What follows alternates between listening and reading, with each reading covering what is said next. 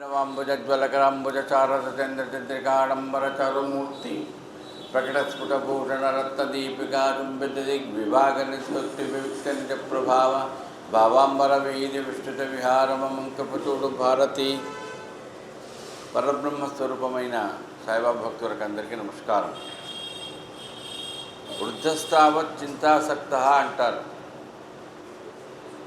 బాలస్తావత్ క్రీడాసక్త, తరుణస్తావత్ తరుణీసక్త, వృద్ధస్తావత్ చింతాసక్త. చివరికి ఏమన్నారు శంకరాచార్యుల వారు? భగవంతుని ఏ స్థితిలో కూడా స్మరించరు అన్నారు. ఇదే విషయాన్ని సచ్చరిత్రలో హేమాధిపతి ఏమని చెప్తారంటే, వృద్ధాప్యానికి వస్తే అనారోగ్యంతో బాధపడతారు. భగవద్గీతలో చెప్పలేదు. వృద్ధాప్యం రావడమే ఒక అనారోగ్యం. దాంతో ఏమవుతుంది? అశక్తత ఏర్పడుతుంది. నేనేం చేయలేకపోతున్నానే, నా మాట ఎవడు వినడం లేదే, అశక్తత. ఇది వృద్ధాప్యానికి ఉండే లక్షణాలు. చివరికి ఏమీ చేయలేని స్థితిలో ఉండిపోతున్నానేమో అనిపిస్తుంది. చివరికి ఏం మిగులుతుందట? అక్కడ ఎవరు భగవంతుడిని గుప్తి తెచ్చుకోరని అన్నాడు కదా. ఇక్కడ ఈయనేమన్నాడంటే హేమాధిపతి, చివరికి మిగిలేది ఏమిటంటే ఊరికే వాగడం. ఈ ముసలామ ఊరుకోది, ఏదో వాగుతుంటుంది అంటుంటారు ముందులో మనవరాడు. అది సహజం కదండి. ఏమీ చేయలేరు. నువ్వు చేస్తావా? నేను చపాతీ చేసి మనవడి నువ్వు చేస్తావా? ఎందుకు వాగుతావు? ఊరుకో అంటారా లేదా? అంటే ముసలితనం వస్తే మాట్లాడడం వాచాలత అంటారు దాన్ని. ఈ వాచాలతో ఉంటుంది తప్ప ఇంకేమీ ఉండదు. అంతే కదండి. ఎందుకన్నారంటే హేమాధిపంత్ గారు 1910లో 1910లో షిరిడీలోకి వచ్చేటప్పటికి హేమాధిపంత్ గారికి 60 ఏళ్ళు నిండాయి. ఇంకా రిటైర్ కాలే మొదట్లో వచ్చినప్పుడు. అందుకని నా పరిస్థితి ఏమైంది? అనారోగ్యత, అశక్తత. చివరికి ఏమైంది? వాగడం మాత్రం బాగా వాగుతున్నారు.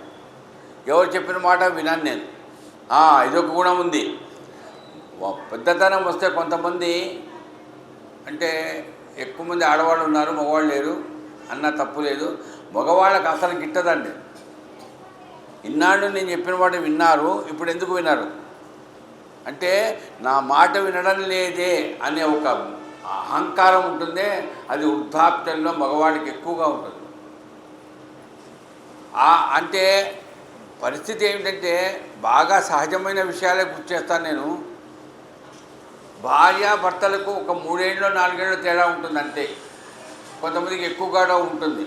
ఆమె చిన్నపిల్ల కాదు కదండి, ఆమెకు కూడా శక్తి ఉంటుందా?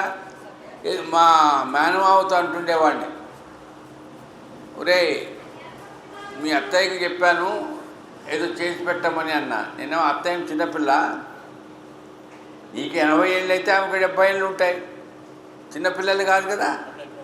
అంటే అశక్తత. నాకు 70 ఏళ్ళు, నాకు 80 ఏళ్ళు ఉన్నా, ఆమెకు 70 ఏళ్ళు ఉన్నా ఆమె నాకంటే చిన్నదే. నేను చెప్పినట్టు వినాల్సిందే, ఆమె నేను చెప్పినట్టు పని చేయాల్సిందే. ఇది చూడండి, ఇది ఆ వృద్ధాప్యంలో వచ్చేటువంటి లక్షణాలు. హేమాధిపంత్ అని పిలువబడినటువంటి వాడికి ఈ లక్షణాలన్నీ ఉన్నాయి. భార్యను అట్లాగే అన్నాడు, పిల్లలతో అదే పరిస్థితి.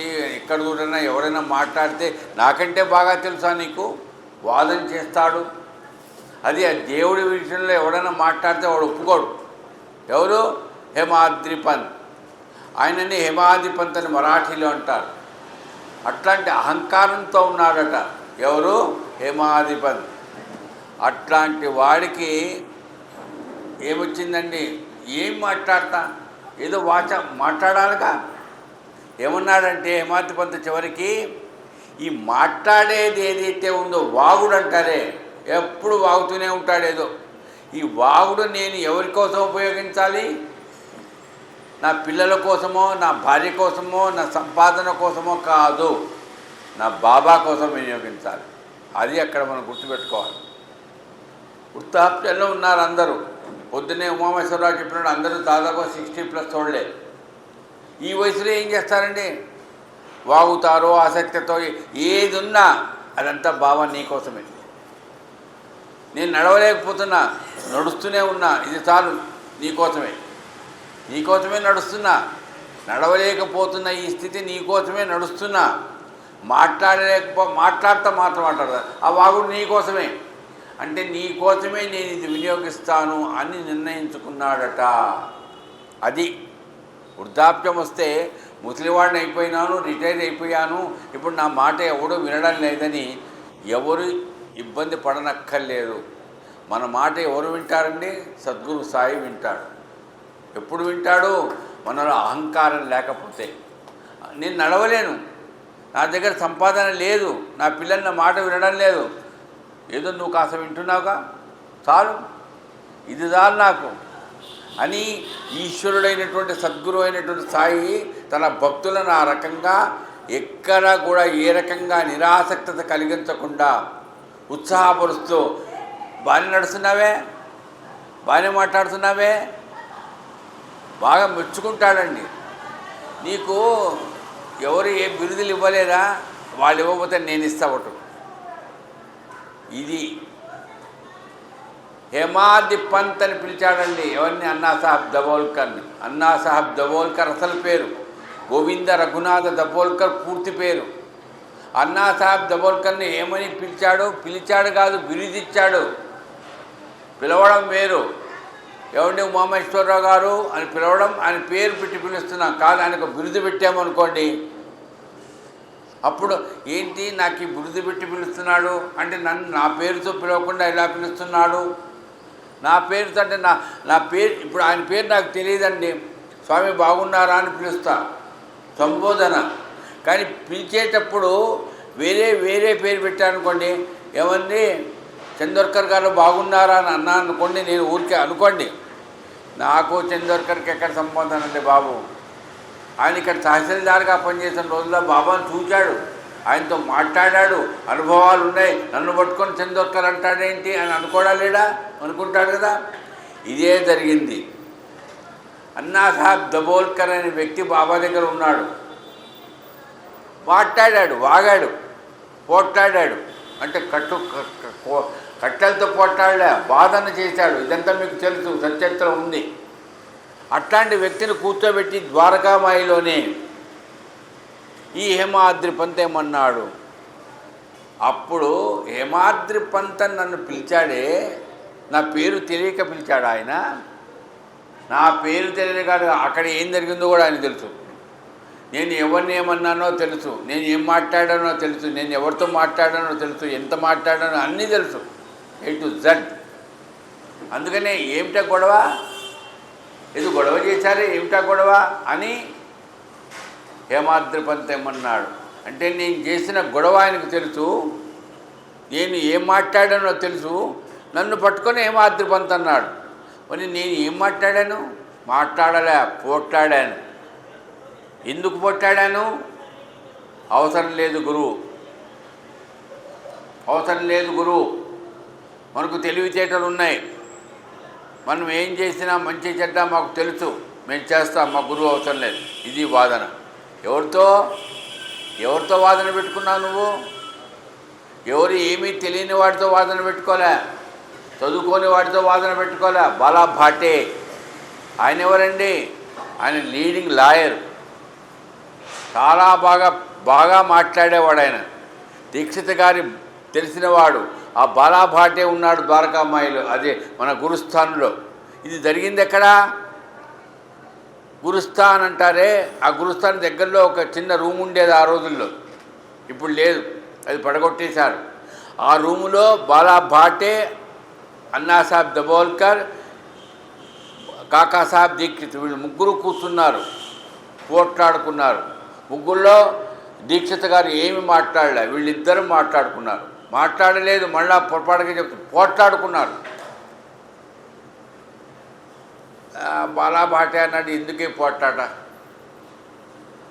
గురువు అవసరం లేదు, అన్ని ఇష్టమే, పో, గురువు అవసరం లేదు, పో, ఈయన అబ్బో నేను చూడు నేను మాట్లాడిన దానికి బాలా భాటే ఒప్పుకున్నాడు, అయిపోయింది అనుకున్నాడు.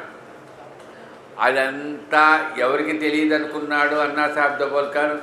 పక్కనే దగ్గరలో ఉండే ద్వారకామాయిలో ఉన్న ముసలాయనకి హేమాద్రి పంత్ అని ఆయనకు అదే సాయిబాబాకు తెలియదు అనుకున్నాడు. ఆయన సర్వజ్ఞుడండి. ఎంత సర్వజ్ఞుడంటే ఎక్కడో ఆ మహాలక్ష్మి గుడిలో సరిగ్గా వాళ్ళు భజన చేస్తున్నారో లేదో తెలియదు, అయితే ఎట్లా చేస్తున్నారో మనకు తెలియదు. ఇక్కడ ఉన్నాము, అక్కడ జరుగుతున్నది, కానీ అక్కడ ఏం చేస్తున్నారో ఇక్కడ తెలుసుకోవడం సర్వజ్ఞత. అది కాదండి, భజన చేస్తున్నప్పుడు వారి మనసులో ఏ ఆలోచన ఉన్నాయో కూడా తెలుసుకోగలుగుతారు. అంటే భజన చేస్తున్న వాళ్ళందరూ భక్తితో చేస్తారా? టైం అయిపోతున్నది, ఇంకా ఎప్పుడు వస్తాడో నాకు రిలీవర్ ఏమనుకోవద్దు ఉమాశ్వరరావు గారు, వాళ్ళకు ఉంటుంది అది. కాబట్టి భక్తి అనేటువంటిది దాన్ని కొలచడానికి రాదండి. నాకు చేసిన పని నేను చేస్తున్నాను చాలా తృప్తికరంగా, ఇంకా 10 నిమిషాలు ఆలస్యమైనా పర్వాలేదు అనుకునేది అది నిజమైన భక్తి. అసలు నాకు అది అదృష్టం అంతే. నాకు ఈ టైం నుంచి ఈ టైం వరకు నామం చెప్పమన్నారు, చేస్తాను. ఏదో ఇస్తారు, ఇచ్చిన దాంతో నాకు సంబంధం లేదు, నేను చేస్తాను. చేసిన దాంతో ఎవరు తృప్తిపడాలి?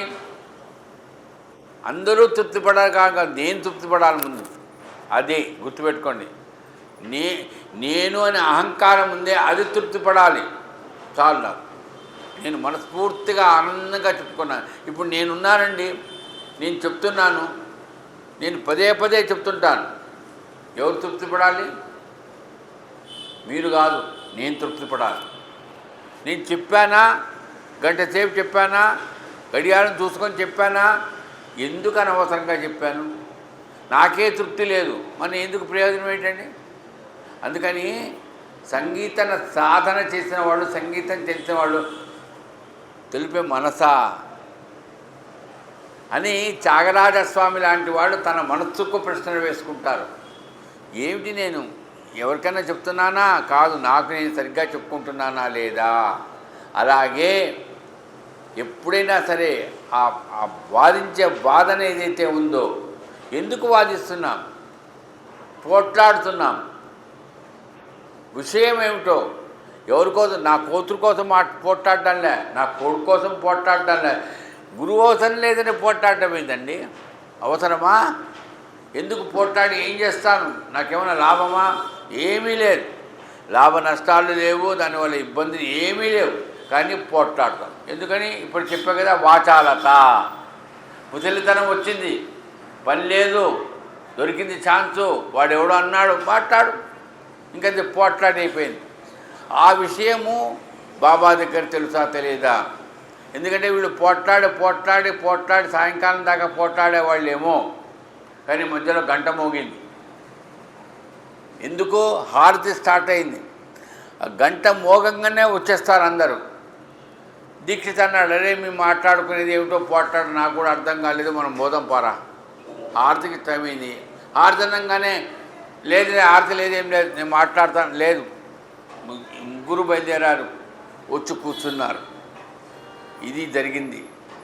పొద్దున్న చెప్పా కదా, ఇది జరిగింది ఎక్కడ? ఇక్కడే, ఈ షిరిడీలోనే, ద్వారకామాయిలోనే జరిగింది. ఆ బాలా భాటే పక్కన దీక్షిత గారు, ముందు దీక్షిత గారు కూర్చున్నారు, తర్వాత బాలా భాటే కూర్చున్నాడు, తర్వాత అన్నా సాహెబ్ దబోల్కర్. అన్నా సాహెబ్ దబోల్కర్ని అడిగాడు, ఏమిటో పోట్లాట?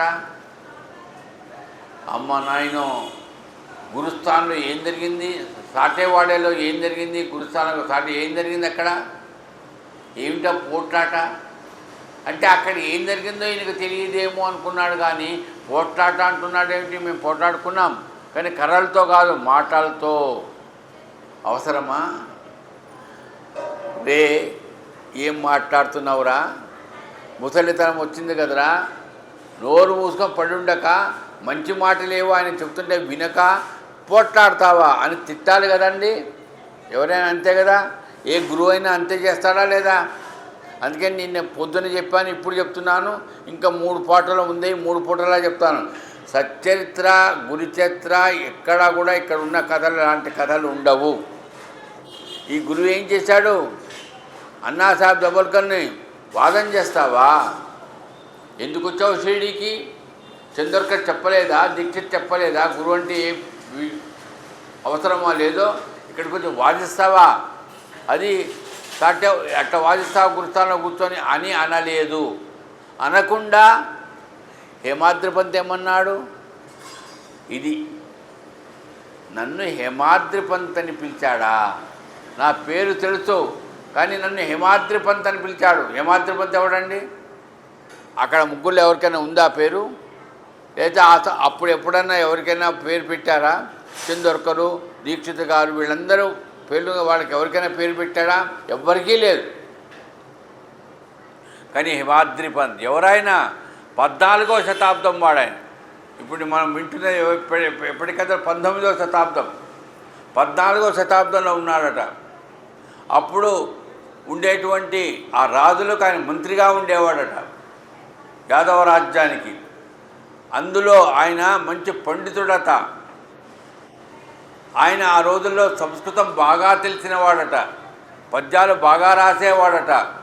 అదే కాక బ్రాహ్మణులు ఎలా ఉండాలి, ఈ రకంగా ఈ నియమాలతో బ్రాహ్మణులు ఉండాలి అని ఒక పుస్తకాన్ని రాశాడట ఆ రోజుల్లో, బ్రాహ్మణులకు సంబంధించింది. అది కాక మోక్షానికి 4 లక్షణాలని ఆయన ఆ 4 లక్షణాలను చెప్పుకుంటున్నటువంటి ఒక పుస్తకాన్ని రాశాడు. ఎవరు? హేమాద్రి పంత్. ఇన్ని విషయాలున్నాయే, ఇంత గొప్పవాడే ఎవరు? 14వ శతాబ్దంలో హేమాద్రి పంత్.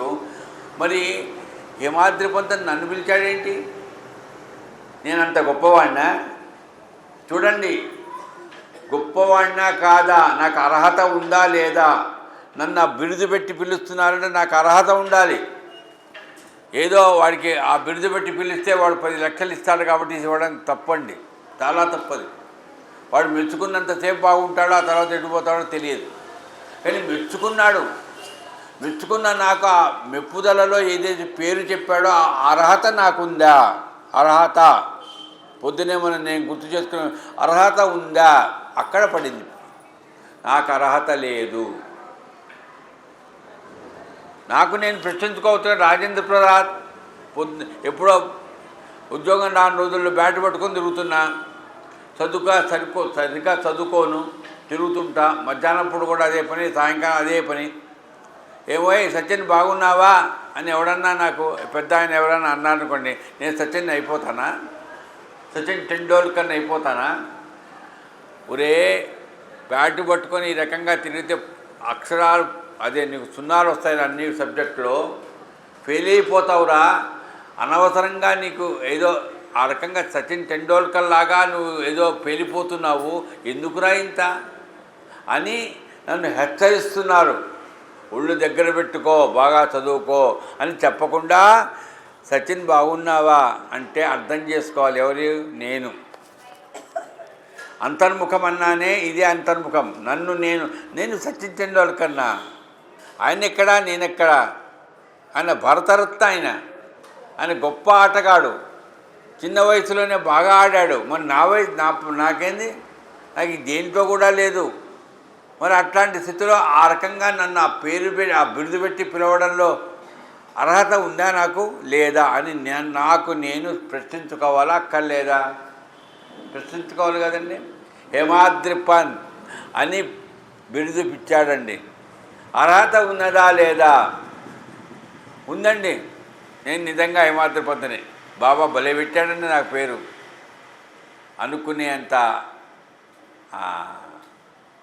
కాడు. కాస్తంత ఇంకిత జ్ఞానం, కాస్తంత తనకు తాను ఆలోచించుకునేవాడు హేమాద్రి పంత్. ఎవరు? ఈ అన్నాసాహెబ్ దబోల్కర్. కొంతమంది అట్లా కూడా ఉంటారు. బిరుదు ఇచ్చాడు కదా సార్, మీరు చెప్పారు కదా ఆయన బిరుదు ఇచ్చాడని, ఇంకా బిరుదు నాకు ఇవ్వాల్సిందే, ఎప్పుడో ఇవ్వాల్సిందే, ఇప్పుడు ఇచ్చాడు, లేట్ అయిపోయింది ఇప్పటికే అని కొంతమంది అంటుంటారు చూడండి. అట్లా బిరుదు ఇచ్చాడు, అర్హత ఉంది నాకు అని అనుకోలేదు అన్నాసాహెబ్ దబోల్కర్. ఏమనుకున్నాడు? అసలు ఆ అర్హతకు నేను అనర్హుణ్ణి. నాకు అర్హత లేదు, నేను హేమాద్రి పంతుని కాదు, నాకు పేరు పెట్టాడంతే. మరి ఆయన ఎక్కడా, నేనెక్కడా?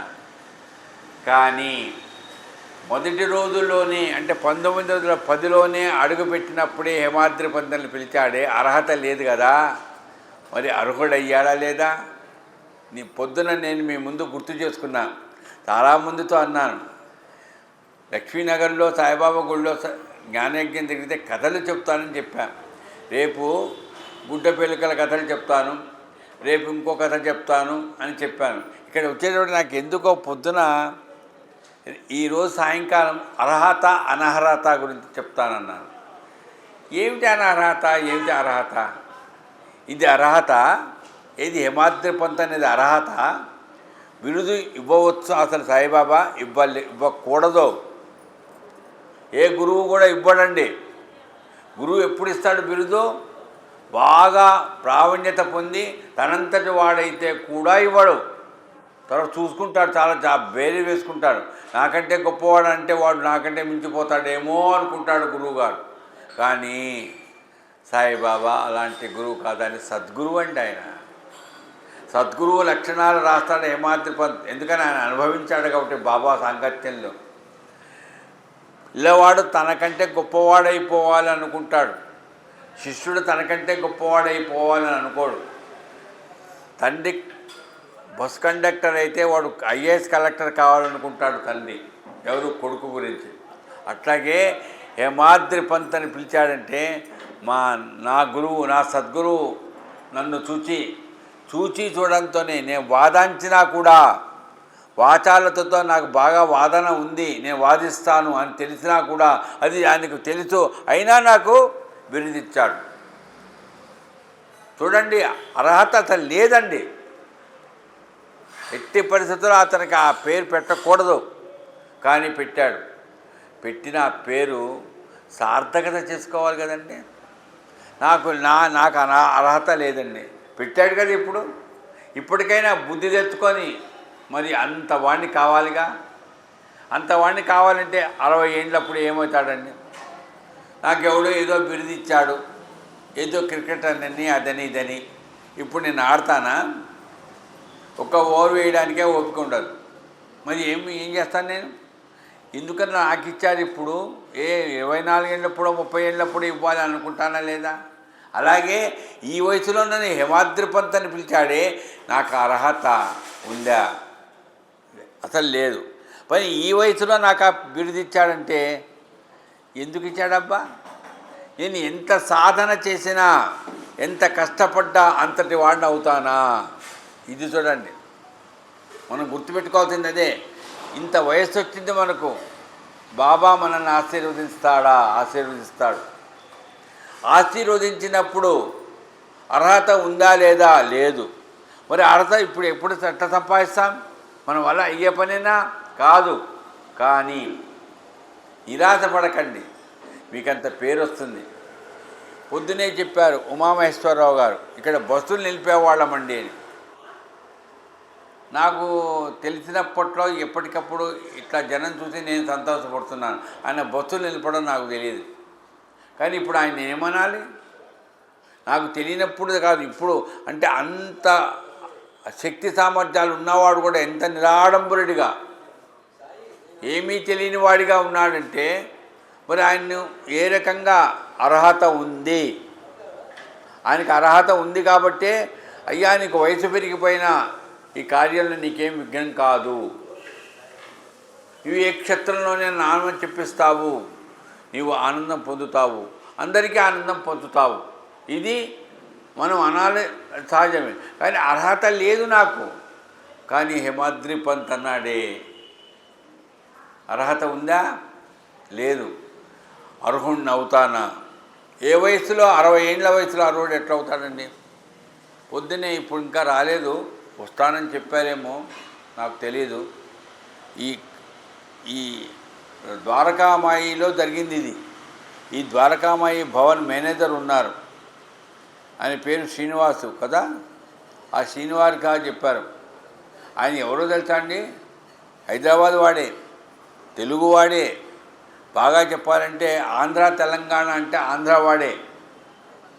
కానీ ఆయన షిరిడీ సంస్థానంలో 30 సంవత్సరాలు ఉద్యోగం చేశాడు. వింటున్నారు కదా అందరూ? 4 గంటల కంటే కాస్తంత మబ్బుగా ఉంటుంది. పడుకునే వాళ్ళని లేపుకొని వస్తాం. నేను చెప్పు, అది ఎట్లా న్యూస్ పేపర్లో వస్తే అది చూసి వచ్చాడు. ఎక్కువ ఎన్ని పోస్టులు ఉన్నాయి? 40 పోస్టులు లేవు, ఒకటే పోస్టు. అర్హత కలిగి ఇక్కడ ఇది ఏ ప్రాంతం? ఇది తెలంగాణ కాదు, ఆంధ్ర కాదండి, ఇది మహారాష్ట్ర. మరాఠీ మాతృభాష కలిగిన వాళ్ళకి ఇస్తారు ప్రిఫరెన్స్, అంతేనా? అది ఏది? షిరిడీ సంస్థానం అది. కానీ ఆయనకు అపాయింట్మెంట్ ఆర్డర్ ఇచ్చారు. ఇది ఆయన చెప్పుకున్నాడు పొద్దున్న నాతో. అందుకని నీ గురించే గుర్తు చేసుకుంటానయ్యా, ఎప్పుడో హేమాద్రి పంత్ అన్నాడు కాదు నీకు. అయ్యే నేను అసలు మీరు అపాయింట్మెంట్ ఇచ్చినా కూడా ఈ మాతృభాషగా ఉన్నటువంటి మహారాష్ట్రలో నేను 30 ఏళ్ళు ఉద్యోగం చేయాలా? ఒక 5 సంవత్సరాలు బీడులో ఉద్యోగం చేస్తేనే మా అల్లుడు గారికి కాస్త ఇబ్బంది అయింది. బీడ్ ఊరి పేరు విన్నారు కదా? ఎందుకంటే మహారాష్ట్ర అది, మాతృభాష తెలుగు కాదు. పిల్లలేమో చిన్న పిల్లలు, వాళ్ళకు తెలుగులో ఇది అంటారు, వాళ్ళ పిల్లలు మాస్టర్లు వినరు. చాలా ఇబ్బందులు అండి వేరే ప్రాంతాల్లో మనం ఉద్యోగం చేయాలంటే. మరి 30 ఏళ్ల క్రితం వాళ్ళ పిల్లలు ఎట్లా ఉండేవాళ్ళు, ఈ మహారాష్ట్రలో ఎట్లా ఉన్నాడు? అది ఇప్పుడులాగా వసతులు లేవు అప్పట్లో. 30 ఏళ్ల క్రితం ఎట్లా ఉందో మీకు తెలుసు షిరిడీ. అట్లాంటి నాకు అర్హత లేదు, కానీ నాకు బాబా ఇచ్చాడు అక్కడ. అది ఆయన ఇచ్చాడు. అర్హత ఉందా లేదా అనేది ఆయనకు తెలుసు. అపాయింట్మెంట్ ఆర్డర్ ఇచ్చిన వాళ్ళు ఇచ్చారు, కానీ కాదు అందరూ కాదయ్యా శ్రీనివాస్ గారు మీరే ఉద్యోగం చేయాలి అని. ఆ అర్హత లేదు అని నేనెందుకు అనుకోవాలి? నేను మామూలుగా రూల్ ప్రకారంగా ఏదైతే హైదరాబాద్ నుంచి వచ్చి ఇక్కడ ఇంటర్వ్యూ తీసుకున్నాను, నాకు వచ్చింది అంతే. అర్హత ఇచ్చింది, అర్హత చూసింది ఎవరు? బాబా. ఆయన చెప్పాడు, నేను చెప్పడం ఆయన చెప్పాడు, బాబా చూశాడు. ఇప్పుడు ఆయన అంటున్నాడు మరి నేను ఆ అర్హతను నిలుపుకున్నాను. అది రిటైర్ అయిన తర్వాత ఎక్కడ సంస్థానంలో రిటైర్ అయిన తర్వాత మళ్ళా ఇక్కడ ఇంకంతే, అది కొనసాగుతూ ఉన్నది. చాలా ఇబ్బంది పడ్డాడండి. నేను చెప్పడం మంచిదో కాదో నాకు కూడా తెలియదు. ఒక అమ్మాయి ఉండేది, ఆమె ఈయన రిటైర్మెంట్ అయినప్పుడు షిరిడీ సంస్థానంలో అపాయింట్మెంట్ ఆర్డర్ వచ్చింది, ఉద్యోగం చేసింది. సరే మీరు చెప్తారు ఇది అర్హత అనర్హత కాదు, తండ్రి చేశాడు కాబట్టి కొడుకు వచ్చింది, అది కూతురుకు వచ్చింది.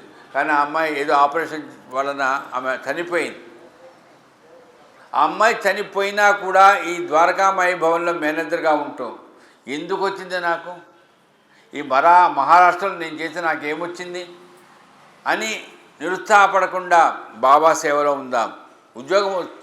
జీతం వస్తుంది రాదని కాదు, జీతం వచ్చినా పెన్షన్ వచ్చినా ఏదొచ్చినా మనసుకు తృప్తి ఉండాలండి. కొంతమందికి మనసుకు తృప్తి ఉండదు.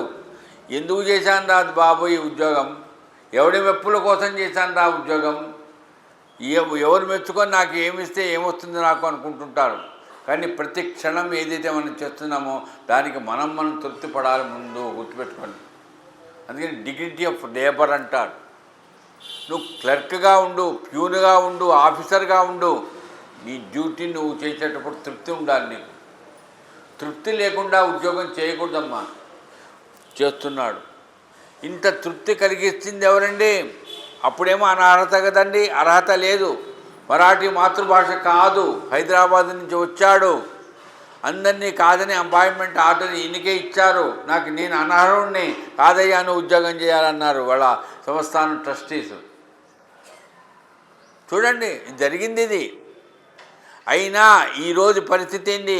నాకు అర్హత ఉందా లేదా కాదు, నాకు బాబా ప్రాప్తం చేశాడు, నాకు ఇచ్చాడు ఈ ఫలితాన్ని. నేను దాన్ని ఏం చేయాలి? సద్వినియోగం చెయ్యాలి. ఇది గుర్తుపెట్టుకోండి. పొద్దున 2 కథలు విన్నారు, 2 కథల్లో మనం ఎట్లా అన్వయం చేసుకున్నామో ఇప్పుడు అన్వయం చేసుకోవడం. నాకు అర్హత లేదు నిజమే, కానీ ఇప్పుడు బాబా నాకు ఆశీర్వదిస్తున్నాడు, నేను అర్హుణ్ణే. కానీ ఈ అర్హతని సద్వినియోగం చేసుకోవాలి. అర్హత లేని వాడికి అర్హత ఎట్లా వస్తుంది? తాను చేసే పనులలో అది తృప్తి పడుతూ సేవ చేస్తూ ఉండాలంతే. ఎంత సేవ చేస్తున్నాను, సేవ చేస్తే ఎవరు మెచ్చుకుంటారో కాదు, మొట్టమొదటి నువ్వు తృప్తి పడాలి. కొంతమంది అడుగుతుంటారు, స్వామి నాకు భక్తి ఉందంటారా? నీకు భక్తి ఉందో లేదో తల్లి నేను చెప్పలేను, కానీ తుకారాం గారే అన్నారు నాకు భక్తి ఉందో లేదో అని. మరి నీకు భక్తి ఉందని లేదని నేను చెప్తా. ఎవరికి వారు తృప్తి పడుతూ ఉంటూ, భక్తి అంటే ఏమిటో బాగా విశేషంగా నేను వివరించలేను, చాలా టైం అయిపోతుంది. భక్తి అంటే ఒకటే గుర్తుపెట్టుకోండి అమ్మా, ఒక్క మాటలో చెప్తాను, సేవ. సేవ అంటే మళ్ళీ మీరు 4 సార్లు పోయి 4 పూటల బాబా దర్శనం చేసుకోవడం సేవ కాదు. బాబా భక్తులకు సేవ చేయడమే సేవ. అట్లాంటి సేవలో కూడా ఎట్లా, ఏం కర్మ కాలింది నాకు వచ్చేది ఏంటి దీనివల్ల అనే ఆలోచన ఉండకూడదు. ఇప్పుడు చేస్తున్నారండి ఉమామేశ్వరరావు గారు, అమ్మాయిలు ఇక్కడ ఉన్నారా, బంధువులు ఇక్కడ ఉన్నారా, భార్య ఉంది, ఆ భార్య కూడా ఇక్కడ ఉండదు, అక్కడ ఉంటుంది. ఏమిటండి ఏంది చూడు, ఇంత కష్టపడుతున్నాడు ఈయన దగ్గర నేను ఉంటే ఆయనకు నేను ఆయనకని కాదండి, ఎవరి పని వారిది. చేస్తున్నారా లేదా, ఎలా చేస్తున్నారు, ఒకటే మనకు కాదు, మనం చెయ్యాలి, ఫలితం పొందాలి. ఎవరు పొందాలి? ఎవరో పొందాలి కాదు, మొట్టమొదటి నా ఆత్మ. మనస్సు అంటారే, ఆ మనస్సు ఆత్మ ఒకటేనండి. నా మనస్సుకు తృప్తి కలగాలి, నా ఆత్మకు తృప్తి కలిగినట్టే. అది కూడా ఎట్లా? నిరాడంబరంగా చేయాలి, ఫలితాన్ని ఆశించకుండా చేయాలి. అట్లా చేస్తూ పోతూ ఉంటే ఆ సంకల్పంలోనే అర్హత లేని వాడికి అర్హత కలుగుతుంది. ఇప్పుడు హేమాద్రి పంత్ గురించి విన్నాం. హేమాద్రి పంత్ ఏమన్నాడు? అన్నాసాబ్ దబోల్కర్ ఎవరయ్యా అని హేమాద్రి పంతే. ఎందుకయ్యా? ఆయన షిరిడీ సంస్థానానికి ట్రెజరర్గా పనిచేశాడు. ఎవరు అపాయింట్ చేశారు? బాబా. ఆయన షిరిడీ సంస్థానంలో చాలా నిపుణతతో కొన్ని సంవత్సరాల పాటు పనిచేశాడు. ఎప్పుడు తెలుసా? అంతా బాగున్నప్పుడు అందరూ వస్తారు. అదిగో ఇక్కడ ప్రసాదరావు గారు ఉన్నారో లేదో తెలియదు, ఎటు విన్నాడో లేడు. గుడి డబ్బులు తక్కువగా వచ్చి గుడి సరిగ్గా లేకపోతే ఎవడు రాడండి. బాగా పెరిగిందండి ఇన్కమ్, కాస్తంత వచ్చింది, ఈ తల్లి తలకాయ ఉప్పుతున్నారు. అప్పుడు ఎవరు వస్తారండి. ఎవరు వస్తారు? నేను ట్రెజరీగా ఉంటాను సార్, మీకేమైనా అభ్యంతరమా అని వస్తారు. ఇది మనం గుర్తుపెట్టుకోవాలి. అంటే డబ్బులు లేనప్పుడు ఎప్పుడూ రాడమ్మా. ఇక్కడే కాదు, ఇంట్లో కూడా అంతే, ఎక్కడైనా అంతే. ఏం కనిపించాలి? డబ్బులు కనిపించాలి. అది కూడా 10 రూపాయల నోట్లు కనిపిస్తే లాభం లేదు, 500 నోట్లు కనిపిస్తున్నారు హుండీలో, అప్పుడు వస్తారండి. అట్లాగే ఇన్కమ్ ఏముంది, ఇన్కమ్ చూస్తారండి. అది మనం గుర్తుపెట్టుకోవాలి. అన్నాసాబ్ దబోల్కర్ హేమాద్రి పంత్ పిలువబడిన వాడు షిరిడీ సాయిబాబా సంస్థానికి ఇన్కమ్ ఉన్నప్పుడు ఆయన సేవ చేయలే, ఇన్కమ్ లేదు. రెండో, బాగా విమర్శించేవారు. ఇప్పుడు విమర్శించడం కాదు, అప్పుడు చాలా. నేను చెప్తున్నా, 1918లో బాబా సమాధి చెందారు కదా, 1929 వరకు హేమాద్రి పంత్ ఉన్నాడు. ఆయన చనిపోగానే ఈయన చనిపోలే. 1918లో ఆయన చనిపోతే బాబా సమాధి చెందితే ఈ హేమాద్రి పంత్ అని పిలువబడేవాడు 1929 వరకు బతుకున్నాడు. 1917 నుంచి 29 వరకు షిరిడీ అనేటువంటి గ్రామం ఏది డార్క్, చీకటి. అంటే కరెంటు లేదని కాదు, ఎవరు పట్టించుకోలేదండి. మహమ్మదీయులు అన్నారు ఈయన మావాడే, హిందువులు అన్నారు వీడు మావాడే, వీరు అని పోట్లాట. అప్పుడు ఎవరి గవర్నమెంటు? బీజేపీ గవర్నమెంట్ కాదు, కాంగ్రెస్ గవర్నమెంటు కాదు, బ్రిటిష్ గవర్నమెంట్. వాళ్ళ పద్ధతి ఏమిటో తెలుసుగా మీకు? Divide and rule. మీరు కొట్టుకొని మేము చూస్తుంటాం. హిందువులు మహమ్మదీలు కొట్టుకుంటూ ఉంటే దాదాపుగా 12 సంవత్సరాల పాటు డార్క్గా ఉండేటువంటి స్థితిని చూసి మీరు కొట్టుకోండి అని షిరిడీ సంస్థానాన్ని పట్టించుకోలేదు. అప్పటి రోజుల్లో, అట్లా ఉన్న రోజుల్లో అన్నాసాహెబ్ దబోల్కర్ షిరిడీ సంస్థానాన్ని ఎంత చక్కగా ఆ రకంగా మెల్లగా జాగ్రత్తగా బ్రిటిష్ గవర్నమెంట్ వాళ్ళకు నొప్పి కలగకూడదు, వాళ్ళ ప్రశంసలు రావాలి, మనకు ఇన్కము రావాలి, ఈ విమర్శించేవాళ్ళు విమర్శించని అని ఆ రకంగా మనం చేశాడంటే హేమాద్రి పంత్ ఎవరండి? ఈయనే హేమాద్రి పంత్. అర్హత వచ్చిందా? ఇప్పుడు వచ్చింది. అంటే బిరుదిచ్చిన తర్వాత కొన్ని సంవత్సరాల తర్వాత ఏం చేశాడో ఇప్పుడు నేను చెప్పా కదా, ఇన్కమ్ లేదు కదా. ఇన్కమ్ లేనప్పుడు ట్రెజరర్గా ఉండడం, ఇన్కమ్ ఉంటే తిరుమల తిరుపతి దేవస్థానానికి ప్రమోద్ గారిని ట్రస్టీ మెంబర్ చేస్తామంటే ఆనందపడతాడు. ఎందుకంటే అమ్మ టీటీడీ సార్, అది దానికి బాగా డబ్బులు ఉన్నాయి, దానికి మేము ట్రెజరీని చేస్తున్నామంటే ఆనందపడతారు. అదే ఏదో ఏమీ లేదండి, ఇన్కమ్ కాస్తంత కష్టమే, చూద్దామండి వచ్చే సంవత్సరం చూద్దామండి అంటే షిరిడీ సంస్థానంలో ఏమాత్రం కూడా ఆదాయం లేనప్పుడు, సమస్యలు ఉన్నప్పుడు ఎవరు ట్రెజరర్గా పనిచేశారంటే అన్నాసాహెబ్ దబోల్కర్ కాదు, హేమాద్రి పంత్ చేశాడు. యాదవ రాజ్యానికి ఆయన చేస్తే ఈయన షిరిడీ సంస్థానానికి చేశాడండి. ఇప్పుడు 2 విన్నారు మీరు. అర్హత ఉందా లేదా? ఉంది. ముందే చెప్పాడు, నువ్వు హేమాద్రి పంత్ ఏమన్నాడు, నువ్వు హేమాద్రి పంత్ కావాలి. ఎప్పుడైనా మనకు మన అర్హత లేదు, కానీ మనం అర్హులం కావాలి. ఎట్లవుతాం సార్? నా చిన్నప్పుడు దాదాపుగా 3 ఏళ్ళప్పుడు 4 ఏళ్ళప్పుడు నాకు నత్తి బాగా ఉండేదట, మాట సరిగ్గా రాలేదు మొదట్లో. అయితే ఇప్పుడు నన్ను ఎవడన్నా నత్తోడని అంటారండి? నా మాటలు విని ఆ రకంగా ఎవరైనా అనే అది ఉందా? చాలా రోజుల వరకు నాకు ఇదే పరిస్థితి. కానీ ఆ నత్తోడు ఇప్పుడు ఇట్లా మాట్లాడుతున్నాడు సార్, ఎంత అనర్గళంగా మాట్లాడుతున్నాడు. ఆ రోజుల్లో ఎవరైనా ఏదన్నా అంటే వాడేదో లేని పిల్లోడు, పెద్దవాడైనా అంతే. కానీ అనాహత ఉంది. నువ్వు ఎంతటి వాడివి రాజేంద్ర ప్రసాద్, నిరుత్సాహపడకు.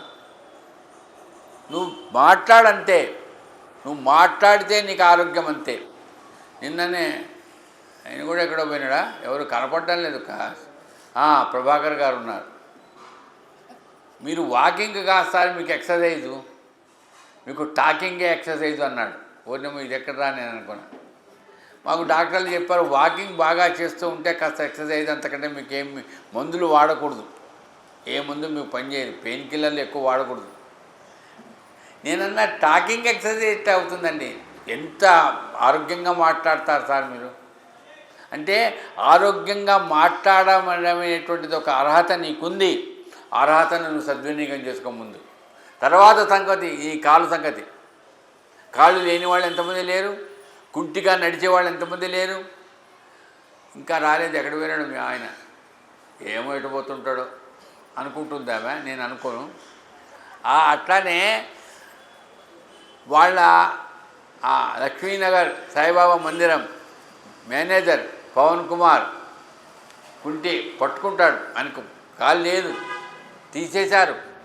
చెప్పాను నేను, నీకు పెళ్ళి కాకముందు అయిందా ఇది, పెళ్ళి అయిన తర్వాత అయిందా అని. నేను ఊరుకోలేండి, కొన్ని చుట్కాలు వేస్తుంటా. అతన్ని చూసి పెళ్ళైన తర్వాత అయిందటండి. ఊరి నాయన మీ ఆవిడ ఎట్లా ఒప్పుకున్న పిల్లలండి ఆయనకి, ఆ గుడికి మేనేజర్ అండి ఆయన. ఎన్ని ఇబ్బందులు ఉంటాయండి. నేను ఎందుకుంటున్నా అంటే అర్హత లేదు, కుంటివాడు, వీడిని మేనేజర్ని చేస్తే ఈ మందిరానికి ఏముంది ప్రయోజనం? లేదండి, అర్హత ఉంది. ఇప్పుడు ఆ పవన్ కుమార్ని చూసి ఏమయ్యా బాగున్నావా అంటున్నారు. ఎందుకంటే కాళ్ళు లేని వాడు ఎంతమంది లేరు సార్. నాకు తెలిసిన వాడు ఆయన, ఇంకా కొంతమంది ఉన్నారు, కోట్ల మంది ఉన్నారు ప్రపంచంలో. కాదు, మాట్లాడుతున్నావు. అది ఎవరి గురించి? నా గురించి మాట్లాడుతున్నావు. ఎవరు? నేను నేనెవరినో నీకు తెలుసు, నీ మనస్సుకు తెలుసు. చూడండి అక్కడ, నేనెవరినో నీకు తెలుసు, నీ మనస్సుకు తెలుసు. ఎవరి కోసమో నువ్వు మాట్లాడడంలే, నీ కోసం నువ్వు మాట్లాడుతున్నావు. అది పెంచుకో, బాగా మాట్లాడడం పెంచుకో. ఎవరి కోసం? నా కోసం, నా బాగా ఎక్కువగా చెప్పుకుంటూ పో, అంతే. అదొక ఎక్సర్సైజ్, అదొక ఆరోగ్యకరమైన మందు అని. అర్హత లేదు నిజంగా. కాసేపు బాగా ఎక్కువసేపు కూర్చుంటే నడవాలంటే ఇబ్బంది, కానీ కూర్చో. ఉన్నారుగా ఇంతమంది బంధువులు, ఏమవుతుంది? ఇంతమంది ఈ రకంగా నీకు సహాయంగా ఉంటే నీకేం కావాలి చెప్పు? ఏం కావాలన్నా నేను చూస్తా, ఏం కావాలన్నా చూస్తా కాదు. అవసరం లేదు నీకు అందరూ బాగా, ఈ కాలు బాగా అయిందే అనుకో, నాకు బాగా అయిపోయింది సార్, నేను వేరే పనిలో పోతా సార్ ఇంకా అంటానేమో. అందుకని బాబు వద్దు నాయనా, నువ్వు సచ్చరిత్రే చెప్పు, నీకోసం నువ్వు చెప్పు, నువ్వు తృప్తిగా ఉండు, నీకు ఎక్సర్సైజ్ ఇదే అని నాకు ఈ రోజున. అంటే అర్హత లేని నాకు అర్హత ఇచ్చాడు. ఏం అర్హత ఇచ్చాడు? ఆయన చరిత్రను మననం చేసుకునే అర్హత నాకు ఇచ్చాడు. అర్హతను నేను సద్వినియోగం చేసుకుంటున్నానని అనుకుంటున్నా. పూర్తిగా సద్వినియోగం చేసుకుంటున్నానా? నాకు నేను తృప్తి పడుతున్నాను. నేను చెప్తున్నా కదా, మా అమ్మాయితో కానీ మా ఆవిడతో, నాకు నేను తృప్తిగా ఉంది. నేను చెప్పాను ఇది, నాకు తృప్తిగా ఉంది. నాకు 10 మంది నన్ను మెచ్చుకున్నారా? ఆ మెప్పుకోలు ఇప్పుడు ఉంటుంది, రేపు ఉండకపోవచ్చు, కానీ నాకు నేను తృప్తి పడుతున్నాను. సద్వినియోగం అర్హత లేని స్థితిలో ఉన్న నన్ను అర్హునిగా చేశాను. మీకు చెప్పడం అవసరమా లేదా కూడా అనిపిస్తుంది. హాస్పిటల్లో ఒక రూములో నేను సరే అసహాయిస్త స్థితిలో ఉన్నాను. అప్పుడు ఇదే ఈ సంతోష్ ఉన్నాడు, ఓ రాత్రంతా ఉన్నాడు. తెల్లవారిన తర్వాత ఆ సంతోష్ నాకు కనపడ్డాడు. ఆయన పక్కన ఎవరు కనపడ్డారు? ఈమెను నేను అడిగా, వాడిని అడగండి, ఇది ప్రత్యక్ష సాక్ష్యం. వాడిని అడిగా, ఈమె ఎవరని అడిగా. అది మందులో ఉన్న నాకు జరిగిన ప్రభావం. నా భార్యను నేను గుర్తించుకోలేకపోయాను. ఆ స్థితిలో దాదాపుగా వారం రోజులు అవస్థపడ్డ నేను, చచ్చి బతికిన నేను ఈ రోజున ఈ స్థితిలో ఉన్నాను. కారణం ఎవరయ్యా? అర్హత లేదా నీకు? ఉంది, ఆయుష్ ఉంది. పైన కొంతమంది నా ఆయుష్ విషయంలో చాలా ఇబ్బంది పడ్డారు. జాతకాలు చెప్తారండి, నేను జాతకాలను విమర్శించడం లేదు, కానీ ఆ జాతకాల కంటే కూడా మనకుండే నమ్మకం మనకు ఎక్కువ ముఖ్యంగా ఉండాలి. నాకుండే నమ్మకం, బాబా నీ ఇష్టం, ఆయుష్ నాకు ఇస్తావా? మీకు అంటే నేను కొన్ని విషయాలు చెప్పకూడదు అనుకుంటాను, కానీ చెప్తున్నాను. నాకు ఒక కొడుకు ఉండేవాడు. నా కొడుకు గురించి ఇక్కడ ఒకసారి 2 సార్లు ఉపన్యాసాలు చెప్పాను, వినిపించాను. లేడు ఇప్పుడు. 41 సంవత్సరాలు బతికాడండి. వాడికి మా మామగారే, ఆయన జ్యోతిష్ శాస్త్రవేత్త, ఆయన శ్రీశైలం సభాపతి రాయపురం మల్లికార్జున శాస్త్రి గారు. ఆయన జాతకం రాశాడు మనవడు గురించి. 82 సంవత్సరాలను రాశాడు. మరి ఏమైంది? 41 సంవత్సరాలకే పోయాడుగా. ఏదో నేనంటే ఎవరు అన్నారు, వాడి ఆయుష్ మీకు ఇచ్చాడండి. నీ కొడుకు తండ్రికి ఆయుష్ ఇచ్చాడు. నాన్న నాకు లాభం లేదు, నేను మాట్లాడలేను, నాకు చాలా ఇబ్బంది, అనారోగ్యం. నువ్వు మాట్లాడాలి, నీవు సద్వినియోగం చేసుకోవాలి, నువ్వు బాబా గురించి చెప్పాలి అని వాడి ఆయుష్ నాకు ఇచ్చాడేమో. ఆయుష్ ఇచ్చినా కూడా అనుభవించాలి కదా, ఏ జన్మలో చేసిన దాన్ని అనుభవించాలి కదా. ఇప్పుడు అనుభవిస్తున్నాను, కానీ ఆయుష్ ఉంది, కానీ దాన్ని సద్వినియోగం చేసుకోవాలి. ఎలా? సాయి సేవలో. నేను ఇప్పుడే చెప్తున్నాను, సేవలో చేసుకోవాలి. నాకు డబ్బులు లేవు, పెన్షనే సరిపో సరిగ్గా. ఎట్లా చేస్తానండి? ఏదన్నా అత్యవసరమైతే ఎవరన్నా అడిగి సహాయం తీసుకుంటున్నా. మొన్న నేను ఎట్లా చేస్తాను? అయ్యా ఎవరైనా పిలిస్తే చాలు, వాళ్ళు 10 రూపాయలు ఇస్తారా ఇవ్వరా నాకు అవసరం లేదు. నేను వాళ్ళ దగ్గరికి పోయి సాయి సేవ చేయాలి. ఏ సేవ? సచరిత్ర మననం చేసుకునే సేవ. నా సేవ ఇదే. సేవ అంటే మీరు అనుకుంటున్నారు, నా దగ్గర డబ్బులు లేవు కదా సార్, నాకు వయసు లేదు కదా సార్, నాకు ఏం పని చేయలేదు. ఏ పని చేయలేవు. అందుకనే మా ఆవిడ అడిగింది, ఈమె ఇక్కడే ఉంది, పద్మావతమ్మ గారిని, ఏదైనా పని ఉంటే చెప్పండి అని. ఆమె పూలు అల్లుకుంటూ ఉంటుంది, ఇక్కడ కూర్చుంటుంది, వింటుంది. ఏదో ఒకటి చేయండి, కాసేపు గంటసేపు కూర్చొని. ఆ సేవ చేయడంలో నాకు చేత కాదు. ఒకటే గుర్తుపెట్టుకోండి, నేను చెయ్యలేను అనుకోవడం కాదు, నేను చేయగలుగుతాను అనుకుంటూ అడుగువాడు. నేనేం చేస్తానమ్మా, నాకేమవుతుంది, ఇంకా బొమ్మ తల్లి నువ్వు వచ్చి నన్ను ఏడిపించకు. నేను చేయగలుగుతాను. నాకు ఏదన్నా 10 నిమిషాలు పూలు గుచ్చడం కాదు, ఇంకేదైనా సరే, కూరగాయలు తరగడం కాదు, అయితే ఎక్కడికన్నా ఎవరికన్నా తీసుకుపోయి ఎక్కడన్నా ఏదైనా చూపి ఏదో ఒకటి నాకు నేను ఏది చేయగలుగుతానో కాదు, మీ చేత బాబా చేయిస్తాడు అంతే. ఎక్కడికి వచ్చాం మనం? షిరిడీకి వచ్చాం. దాసగండ్ మహారాజ్ గారు గురించి మీకు తెలుసు. నేను మిగతా 3 పూటలలో చెప్తానో చెప్పలేనో తెలియదు ఆయన గురించి. ఆయన చెప్పిన హారతి పాటలలో చెప్తాడు. ఏమిటి తెలుసా? సాయిబాబా ఏం చేస్తాడో తెలుసా? మొట్టమొదట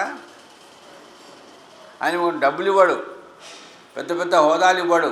ఏం చేస్తాడంటే మనలో ఉండే తమో గుణాన్ని పోగొడతాడట. చాలా బాగా నచ్చింది నాకు. తమో గుణం అంటే బద్ధకం. నా అందులో పడుకుందాలే. ఈ బద్ధకం పోగొట్టేది ఎవరి అంటే సద్గురు సాయినాథుడు ఒక్కడే. ఎంత ఎంత అనారోగ్యంలో ఉన్నా కూడా లేస్తాం. ఏంటంటే ఎట్లా మా నాన్న ఇట్లా ఉండేవాడు, ఏంటి ఇక్కడ షిరిడీకి వచ్చి నడుస్తాడు. షిరిడీకి వచ్చి నాన్న నడుస్తాడు కాదు, పసిపిల్లవాడు నడుస్తాడండి. ఈ నేలకుండే గొప్పతనం అది. ఈ సద్గురు సాయి మనకిచ్చే అనుగ్రహం అది.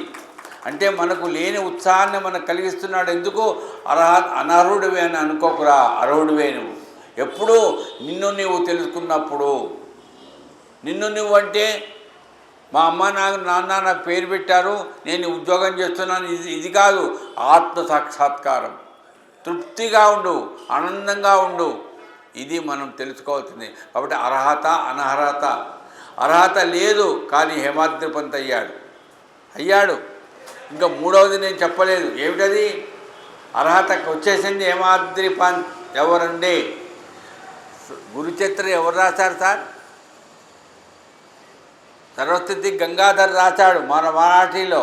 కానీ మరాఠీలోనే కూడా గురుచరిత్ర రాసింది, సచ్చరిత్ర అనే పేరుతో ఎవరు రాశారండి? హేమాద్రి పంత్ రాశాడు. మీరు 52 అధ్యాయాలను మూలంలో చదవండి. ఎక్కడా కూడా హేమాద్రి అన్నాసాహెబ్ దబోల్కర్ విరచిత అని లేనే లేదు. ప్రతి అధ్యాయంలో కూడా భక్త హేమాద్రి పంత్ విరచిత అని ఉంటుంది. భక్త హేమాది పంత్ విరచిత. మరాఠీలోనే హేమాది పంత్ అంటారు, సంస్కృతంలోనూ హేమాద్రి పంత్ అంటారు. ఆయన సంస్కృత పండితుడు. కాబట్టి మరాఠీలో హేమాద్రి పంత్ అని పిలువబడిన హేమాద్రి పంత్ అని పిలువబడిన వాడు ఎవడయ్యా? సచ్చరిత్ర రాసిన ఆయన. మరి ఈ అర్హత పొందాడా లేదా? ఎప్పుడు పొందాడండి? 60 ఏళ్ళ తర్వాత. ప్రాణం పోయేంత వరకు కూడా, చివరి నిమిషం వరకు కూడా ఒకటే ధ్యాస. ఏ ధ్యాస? సద్గురు సేవలో ఉందాం. ఎలా? ఏంటని ఏం చేయగలుగుతాడు? బాంబేలో ఉంటాడు, ఇక్కడ షిరిడీలో లేడుగా. బాంబేలో ఉన్నా కూడా ఆయన ఎక్కడ కూడా మాత్రం ఎవరితో మాట్లాడుతున్నా ఒకటే ధ్యాస, బాబా సేవలో ఉందాం. ఎలా ఉంటాడండి సేవలో? బాంబేలో ఉండేవాడు షిరిడీలో ఉండి బాబాకు కాళ్ళు ఒత్తుతూనో, ఆయనకి ఏదైనా కాస్తంత టీలు చాయ్లు ఇవ్వడంలోనో సేవ చేస్తాడా? చేయలేడుగా బాంబేలో ఉండేవాడు. మరి ఏం చేయాలి? ఆయన బాంబేలో ఉన్నా, ఎవరింటికి వెళ్ళినా, మీరు షిరిడీకి వెళ్ళారా సార్? వెళ్ళామండి. మీరు ఏదైనా అనుభవం పొందారా సార్? పొందామండి. అడగడం అదే. మీరు షిరిడీ వెళ్ళారా? మీరు బాంబే, మీరు నాసిక్ వెళ్ళారా? అడగడు. షిరిడీకి వెళ్ళారా అని వాళ్ళు అంటే మాకు ఆనందం కలిగిందంటే, ఎలా ఆనందం కలిగింది? మీరు ఏం ఆనందం పొందారు చెప్పండి నాకు. వాళ్ళు చెప్తారు, అరే నేను కూడా పోయి వచ్చానుగా షిరిడీకి, వాళ్ళ ఆనందం వాళ్ళు పొందారు కదా, మరి నేను ఎందుకు గుర్తుపెట్టుకోవాలి అని అనుకోలే. చూడండి, ఇది సేవ. ఎలా సేవ చేశాడో ప్రతి వాళ్ళు చెప్పే ఆ కథలను కాగితంలో రాసుకునేవాడు. ఇది జరిగిందండి 1910లో నుంచి 1917 నుంచి 1929 వరకు, ఆయన చనిపోయేంత వరకు హేమాద్రి పంత్ చేసిన సేవ. 1910లో ఆయనకు సచ్చరిత్ర రాయాలని గట్టి నమ్మకం ఏర్పడింది. ఎందుకు ఏర్పడిందో రేపు సాయంకాలం విందాం. అతను దృఢ సంకల్పం, నిశ్చలిత ఏకాగ్రత అంటారే. ఈరోజు పొద్దున అన్నాను చూడండి, అర్హత అనర్హత. ఏకాగ్రత, ఉత్సుకత. కొంతమందికి భక్తి ఉంటుంది, ఏకాగ్రత ఉంటుంది, కానీ ఉత్సుకత ఉండదు. నాకు ఏకాగ్రత ఉందండి, సాయిబాబా అంటే చాలా భక్తి అండి, కానీ కదలను, ఉన్న చోట కూర్చుంటా. ఏం ప్రయోజనం అండి? ఉత్సుకత ఉండాలి, ఏదో సేవలో పాల్గొనాలి, ఎలాగోలో 10 మందిని కలవాలి. అందుకని ఆయన ఏం చేసేవాడు, ప్రతిసారి కూడా ఎవరైతే ఏదైతే చెప్తారో దాన్ని కాగితంలో రాసుకునేవాడు. కాగితంలో రాసుకున్నాడండి. వినండి, ఇక్కడే కొద్దిసేపట్లో ఆపేస్తాను నేను. కాగితంలో రాసుకున్నవాడు కాగితంలోనే రాసుకున్న దాన్ని మళ్ళీ పుస్తకంలో రాయలే. దాన్ని ఏం చేశాడు, పద్య రూపంలో మార్చాడు. ఏ భాషలో? మరాఠీలోనే, సంస్కృతంలో కాదు. ఎంత చక్కగా రాశాడండి నిజంగా. అది ఏ ఛందస్సులో? ఓవి ఛందస్సులో. ఓవి ఛందస్సు అంటే సంస్కృత భాషలో గాయత్రి ఎంతో, మరాఠీ వాళ్ళకు ఓవి ఛందస్సు అంతా. నేను ఎందుకంటున్నానంటే, జ్ఞానేశ్వర మహారాజ్ పేరు వింటే చాలు పులకించిపోతారు మరాఠీ వాళ్ళందరూ. ఈ జ్ఞానేశ్వర మహారాజ్ అనేటువంటి ఆయన జ్ఞానేశ్వరి రాశాడు. దేంట్లో? సంస్కృతంలో రాయలే, ఓవి ఛందస్సులో రాశాడు భగవద్గీత. కాబట్టి ఆ ఓవి ఛందస్సులో ఈయన సచ్చరిత్రను రాశాడు. ఎలా? ప్రతి పద్యము కూడా ఓవి ఛందస్సులో దింపాడండి. దాంట్లో నా అదృష్టం కొద్దీ ఏమనిపించిందంటే, నేను అనువాదం చేస్తున్నప్పుడు అనుకున్నాను, మరాఠీలో రాశాడు ఆయన. మరాఠీలో ఎక్కువ భాష వాడాడు. అది చెప్పారు. కానీ పొద్దున ఒక ఆయన సహకరించాడు. చాలామంది, నేను డిక్షనరీలు కొనుక్కున్నాను. మణమ్మ గారు రాసింది, అచలానంద సరస్వతి రాసింది, విమలా శర్మ గారు రాసిన పుస్తకాన్ని దగ్గర పెట్టుకున్నాను, దాన్ని అనువాదం చేశాను. వీటన్నిటికంటే నాకు సులభమైంది ఏమైంది తెలుసా అండి, ఆయన ఎక్కువగా వాడేది సంస్కృత పదాలే. సంస్కృతం మన కథ తెలుగువాడికి వచ్చుగా, ఎంత బాగా రాస్తాడండి. అలా రాసిన వాడు చూడండి. అందుకని మొదటి పద్యం చెప్తానండి. మరాఠీలో ఏం రాశాడో, ప్రథమ కార్యారంభస్థితి తవ నిర్విఘ్న పరిసమాప్తి ఇష్టదేవతానుగ్రహ ప్రాప్తి శిష్టకరిదే మంగళే. ఇది పద్యం. ఇది మరాఠీలో రాసిన పద్యం. ప్రథమ కార్యారంభస్థితి తవ నిర్విఘ్న పరిసమాప్తి ఇష్టదేవతానుగ్రహ ప్రాప్తి శిష్టకరిదే మంగళే. మీకు అర్థం తర్వాత ఎప్పుడైనా వీలైతే చెప్తాను. మీకు అర్థం అక్కలే తెలిసిపోయి ఉండాలి. కార్యారంభ స్థితికి తర్వాత పరిసమాప్తికి ఇష్టదేవతానుగ్రహ ప్రాప్తికి కూడా నాకు మంగళాచరణం పలుకునాయన అని చెప్తూ ప్రార్థన సాంప్రదాయబద్ధంగా ప్రార్థనతో ప్రారంభం చేశాడు మొట్టమొదటి పద్యం. ఇట్లాంటి పద్యాలు 9000 చిల్లర పద్యాలండి, 52 అధ్యాయాలండి. అయ్యా, ఎవరైనా ఒకటి ఏదైనా రాశారంటే ఒక 4-5 అయినా ఏమైనా రాసుంటారు అంటారు కదా. దాసగణ మహారాజ్ స్థవన మంజరి రాశారు, కానీ దాస మహారాజ్ మిగతా కూడా చాలా రాశాడు. భీష్మ చాలా రాశాడు, ఆయన హారతులు కూడా రాశాడు. అంటే ఒకటి రాస్తే 4 రాస్తారు, అంతే కదండి. ఇప్పుడు ఎవరన్నా ఒకటి ఏదైనా చేసినప్పుడు 10 అదే రకంగా 10 పనులు చేస్తారు. అదే రకంగా అంటే పద్యం రాయడం కానీ ఇవన్నీ కూడా అట్లా రాయగలుగుతారు. కానీ గుర్తుపెట్టుకోండి అమ్మా, ఇదే చివరికి చెప్తున్నాను, అర్హత లేదు. ఒక్క పద్యం కూడా రాయలేదండి హేమాద్రిపంత్. హేమాద్రిపంత్ రాశాడు, కానీ హేమాద్రిపంత్ ఒక్క పద్యం కూడా ఎప్పుడూ రాయలే. అట్లాంటి వాడు 9000 పద్యాలు రాశాడంటే అర్హత ఎవరికి ఇచ్చాడండి? వీనికి ఇచ్చాడు. అదిగో శ్రీనివాస్ గారు వచ్చారు. ఇప్పుడు మళ్ళా నేను చెప్పలేను, రెండెత్తు మొదలుచుకోలేను. అర్హత లేదు, కానీ అర్హుడైనాడు. హేమాద్రిపంత్ అని పిలువబడినటువంటి స్థితిలో 9000 చిల్లర పద్యాలు రాశాడు, 51 అధ్యాయాలుగా చెప్పాడు. అదేంటి సచ్చరిత్ర. కాబట్టి ఆయనకు అర్హత ఉందా లేదా, నాకు అర్హత ఉందా లేదా కాదు, ఆయనకు అర్హత లేదు, కానీ అర్హుడైనాడు, సద్వినియోగపడ్డాడు. ఎప్పుడో ఆయనకు దాసుడైనప్పుడు. గుర్తుపెట్టుకోండి, మనం మన అహంకారాన్ని పెంచుకుంటే మనకు అర్హత ఉండదు, మధ్యలో కటాఫ్ అయిపోతుంది. మనకు ఎన్ని కష్టాలున్నా, ఎన్ని నిరుత్సాహాలు కలిగినా, ఎన్ని నష్టాలు కలిగినా మనం ఒక్కటే, బాబా నీకు నేను సేవకుడిని అనే భావన ఉండడం కాదు, అనుభవంలో అట్లా ఉంటే అప్పుడు నీకు ఇచ్చినటువంటి అనర్హత అనేది పోయి అర్హుడవయ్యా అని మనం నలుగు చేత అనిపించుకుంటాం. అట్లాంటి అర్హత లేకపోవడం, అనర్హత అనే విషయంలో ఏ రకంగా కూడా చెప్పాలంటే ఎవరు అన్నిటికీ అర్హులు కాదండి. గుర్తుపెట్టుకోండి. ఎవరికి ఉండే అర్హత వాళ్ళకు ఉంటుంది, ఎవరికి ఉండే తృప్తి వాళ్ళకు ఉంటుంది. అందుకే చెప్తానండి, ఉడత చేసిన పని ఉడత చేసింది, కోతులు చేసిన పని కోతులు చేశారు. కోతులు అంతమంది చేశారు, ఉడత ఒకటే చేసింది. దానికి ఉండే అంతే, అదే ఉడత చేసిన భక్తి.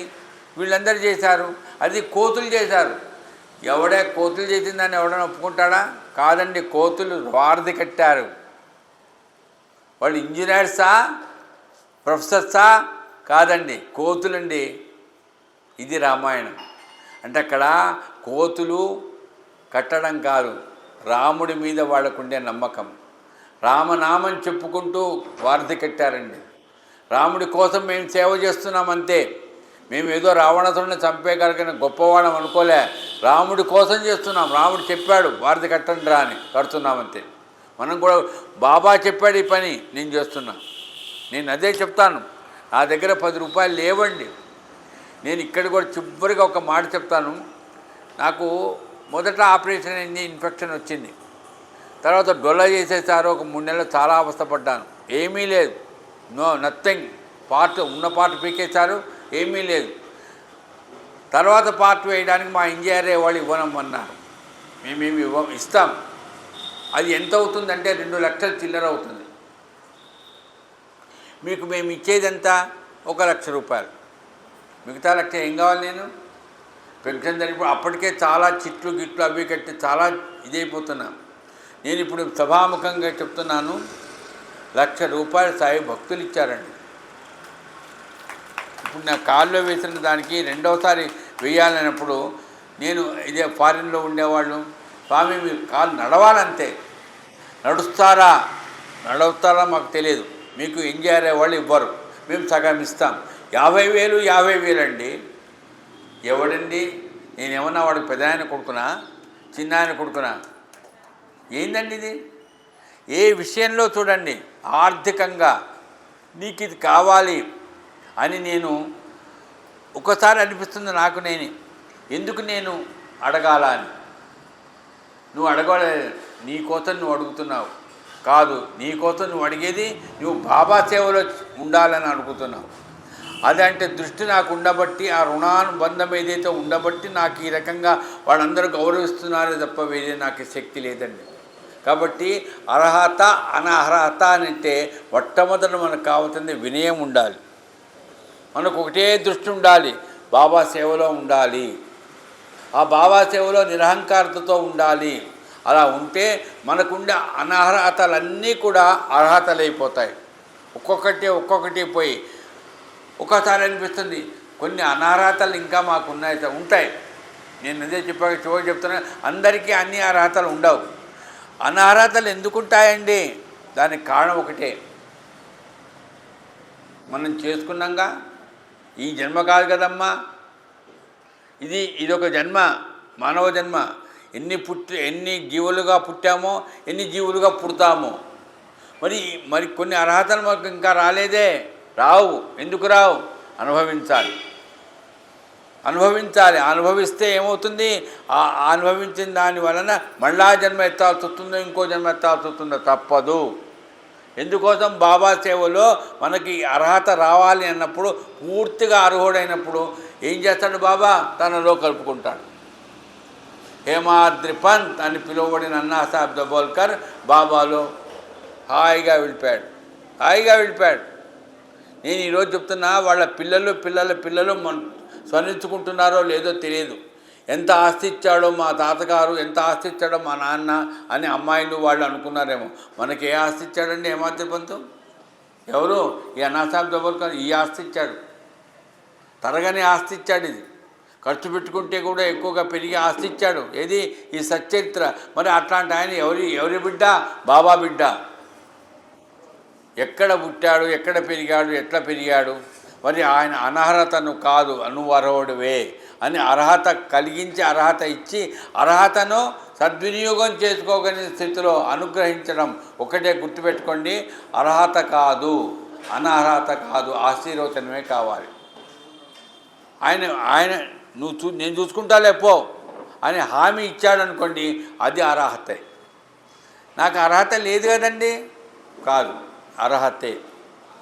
చివరికి చెప్తున్నాను, భగవద్గీత పొద్దున భగవద్గీతాను అర్జునుడికి కృష్ణుడు భగవద్గీత చెప్పడంలో ఆయన అర్థం చేసుకోగలిగిన అర్హత ఆయనకు ఉందా? ఏమో నాకైతే తెలియదు, నేనైతే ఒప్పుకోను. ఆయన అర్హుడు కాదండి అసలు.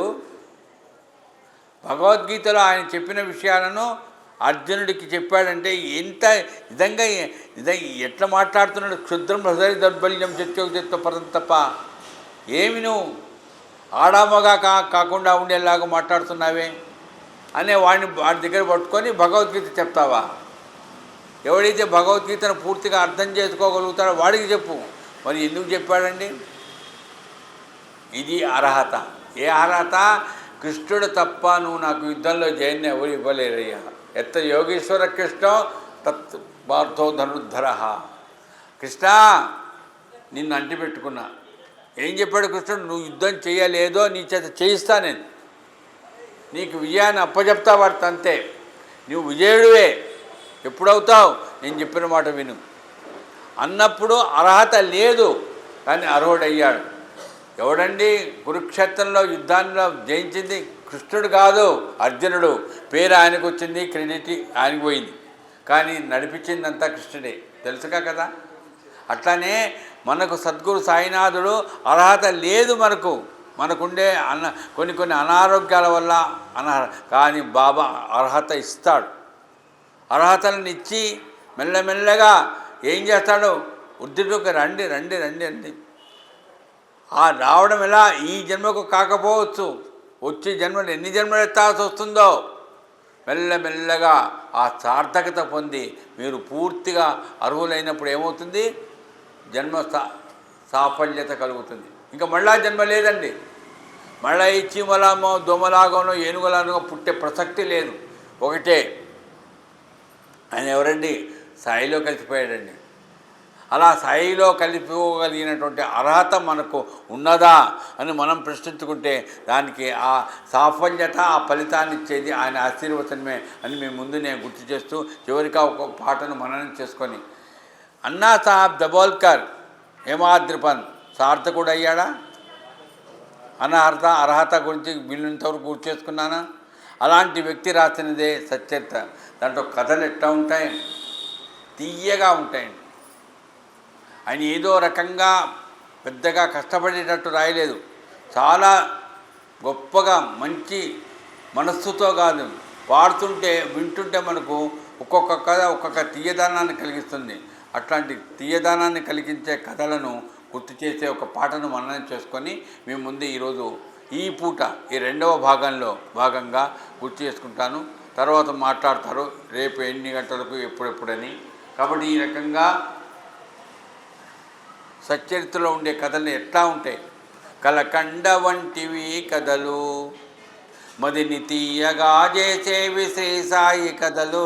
కలకండ వంటివి కథలు, కలకండ వంటివి కథలు, మదిని తీయగా చేసేవి శ్రీ సాయి కథలు.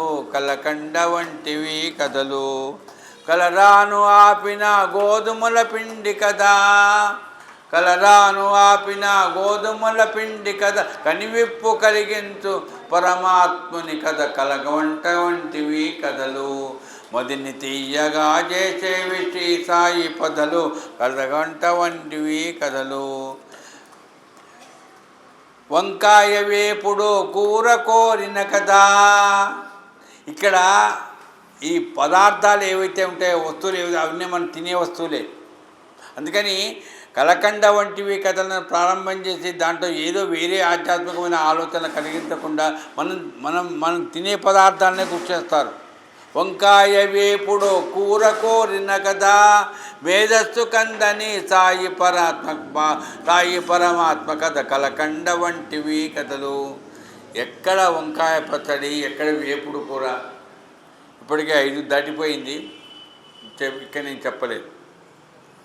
చోళకారికి ఇచ్చిన తేనీటి బిందు కదా, అది ఎంత గొప్ప కదండి నిజంగా.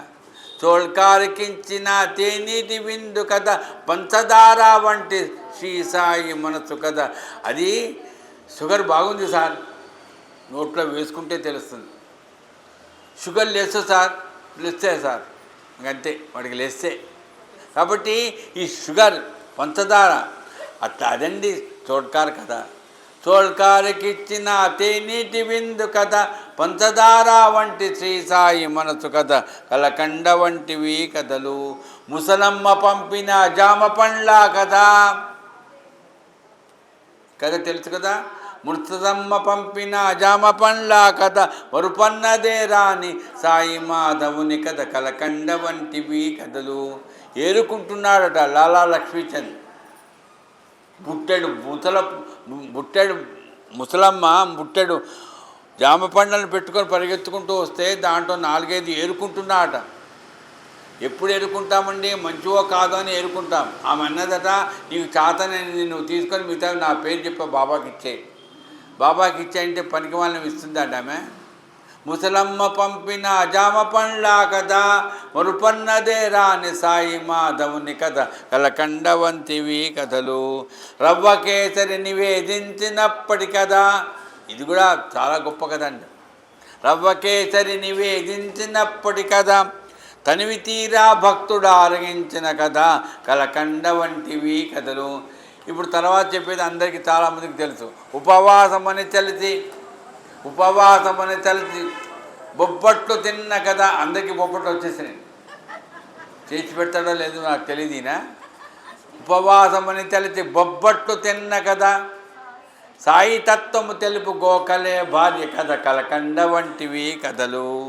గింజలేని ద్రాక్ష పండ్లనిచ్చిన కథ, అద్భుతమైన కథ అండి నిజంగా.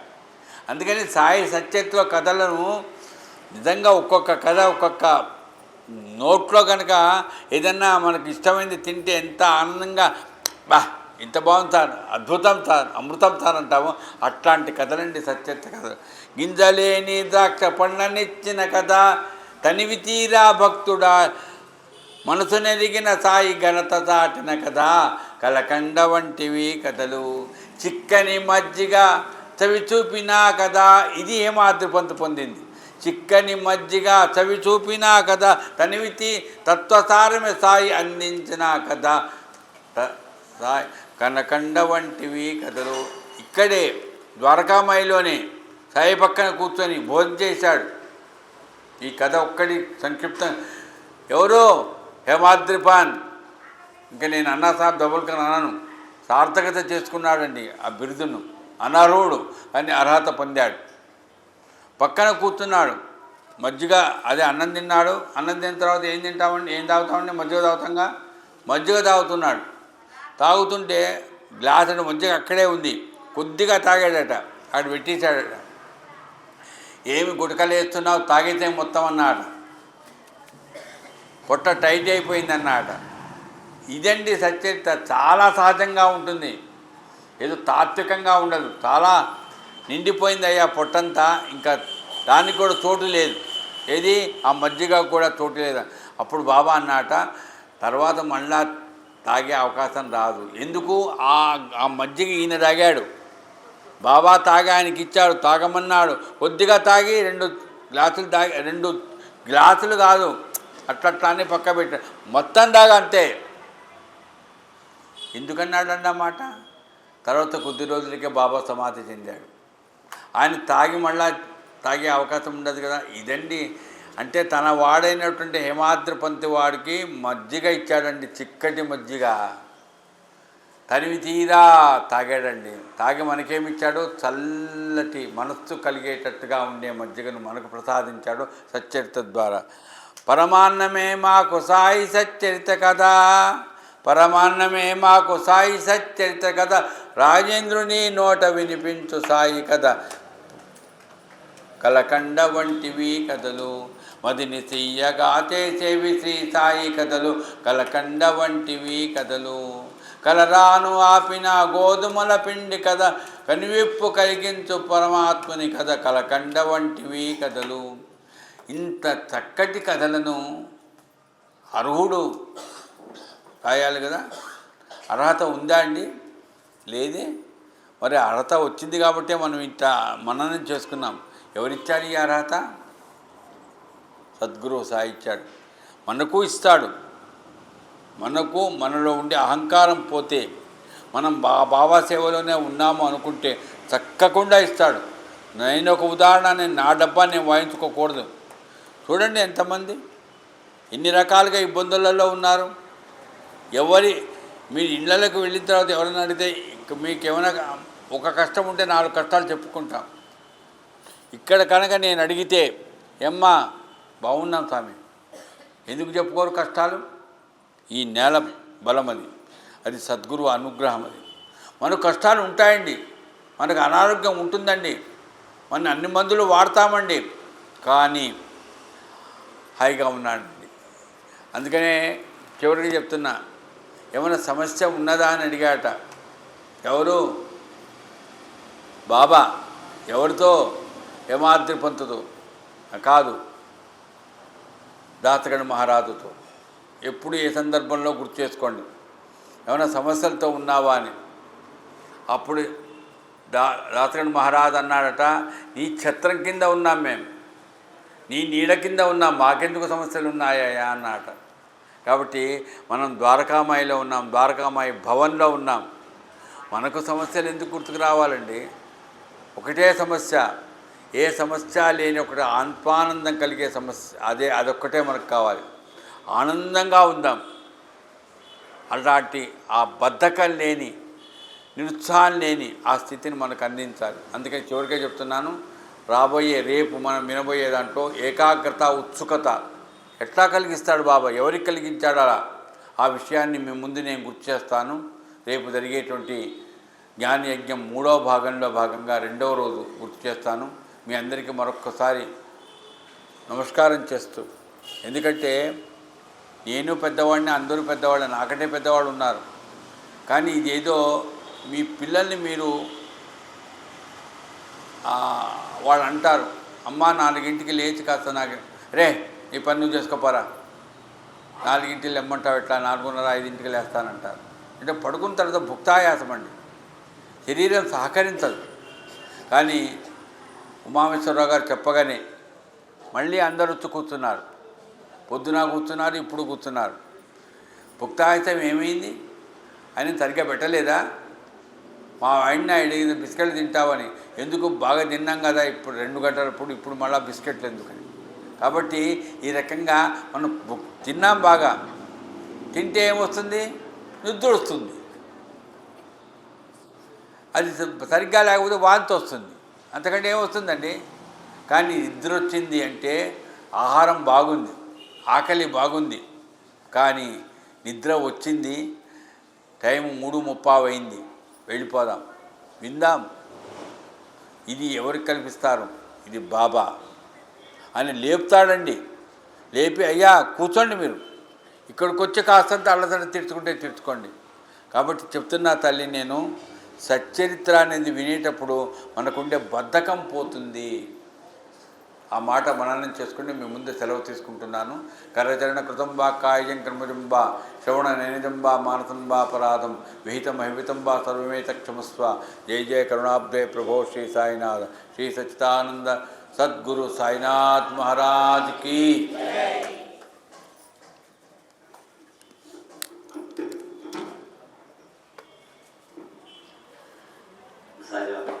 మొత్తానికి వాళ్ళ ఉమామేశ్వర మాత్రం నాకు అవకాశం ఇస్తున్నారు, స్వామి ప్రభుత్వం నాకు ఈ అవకాశం ఇస్తున్నారు. ముఖ్యంగా ఎక్కువగా చెప్పను, నా గురి గురించి చెప్తాను. స్వామి ప్రవచనం గత 30 ఏళ్ళుగా నా కాలనీలో, సుబ్రహ్మణ్య కాలనీలో జనవరి 1 నుంచి 7వ తారీఖు వరకు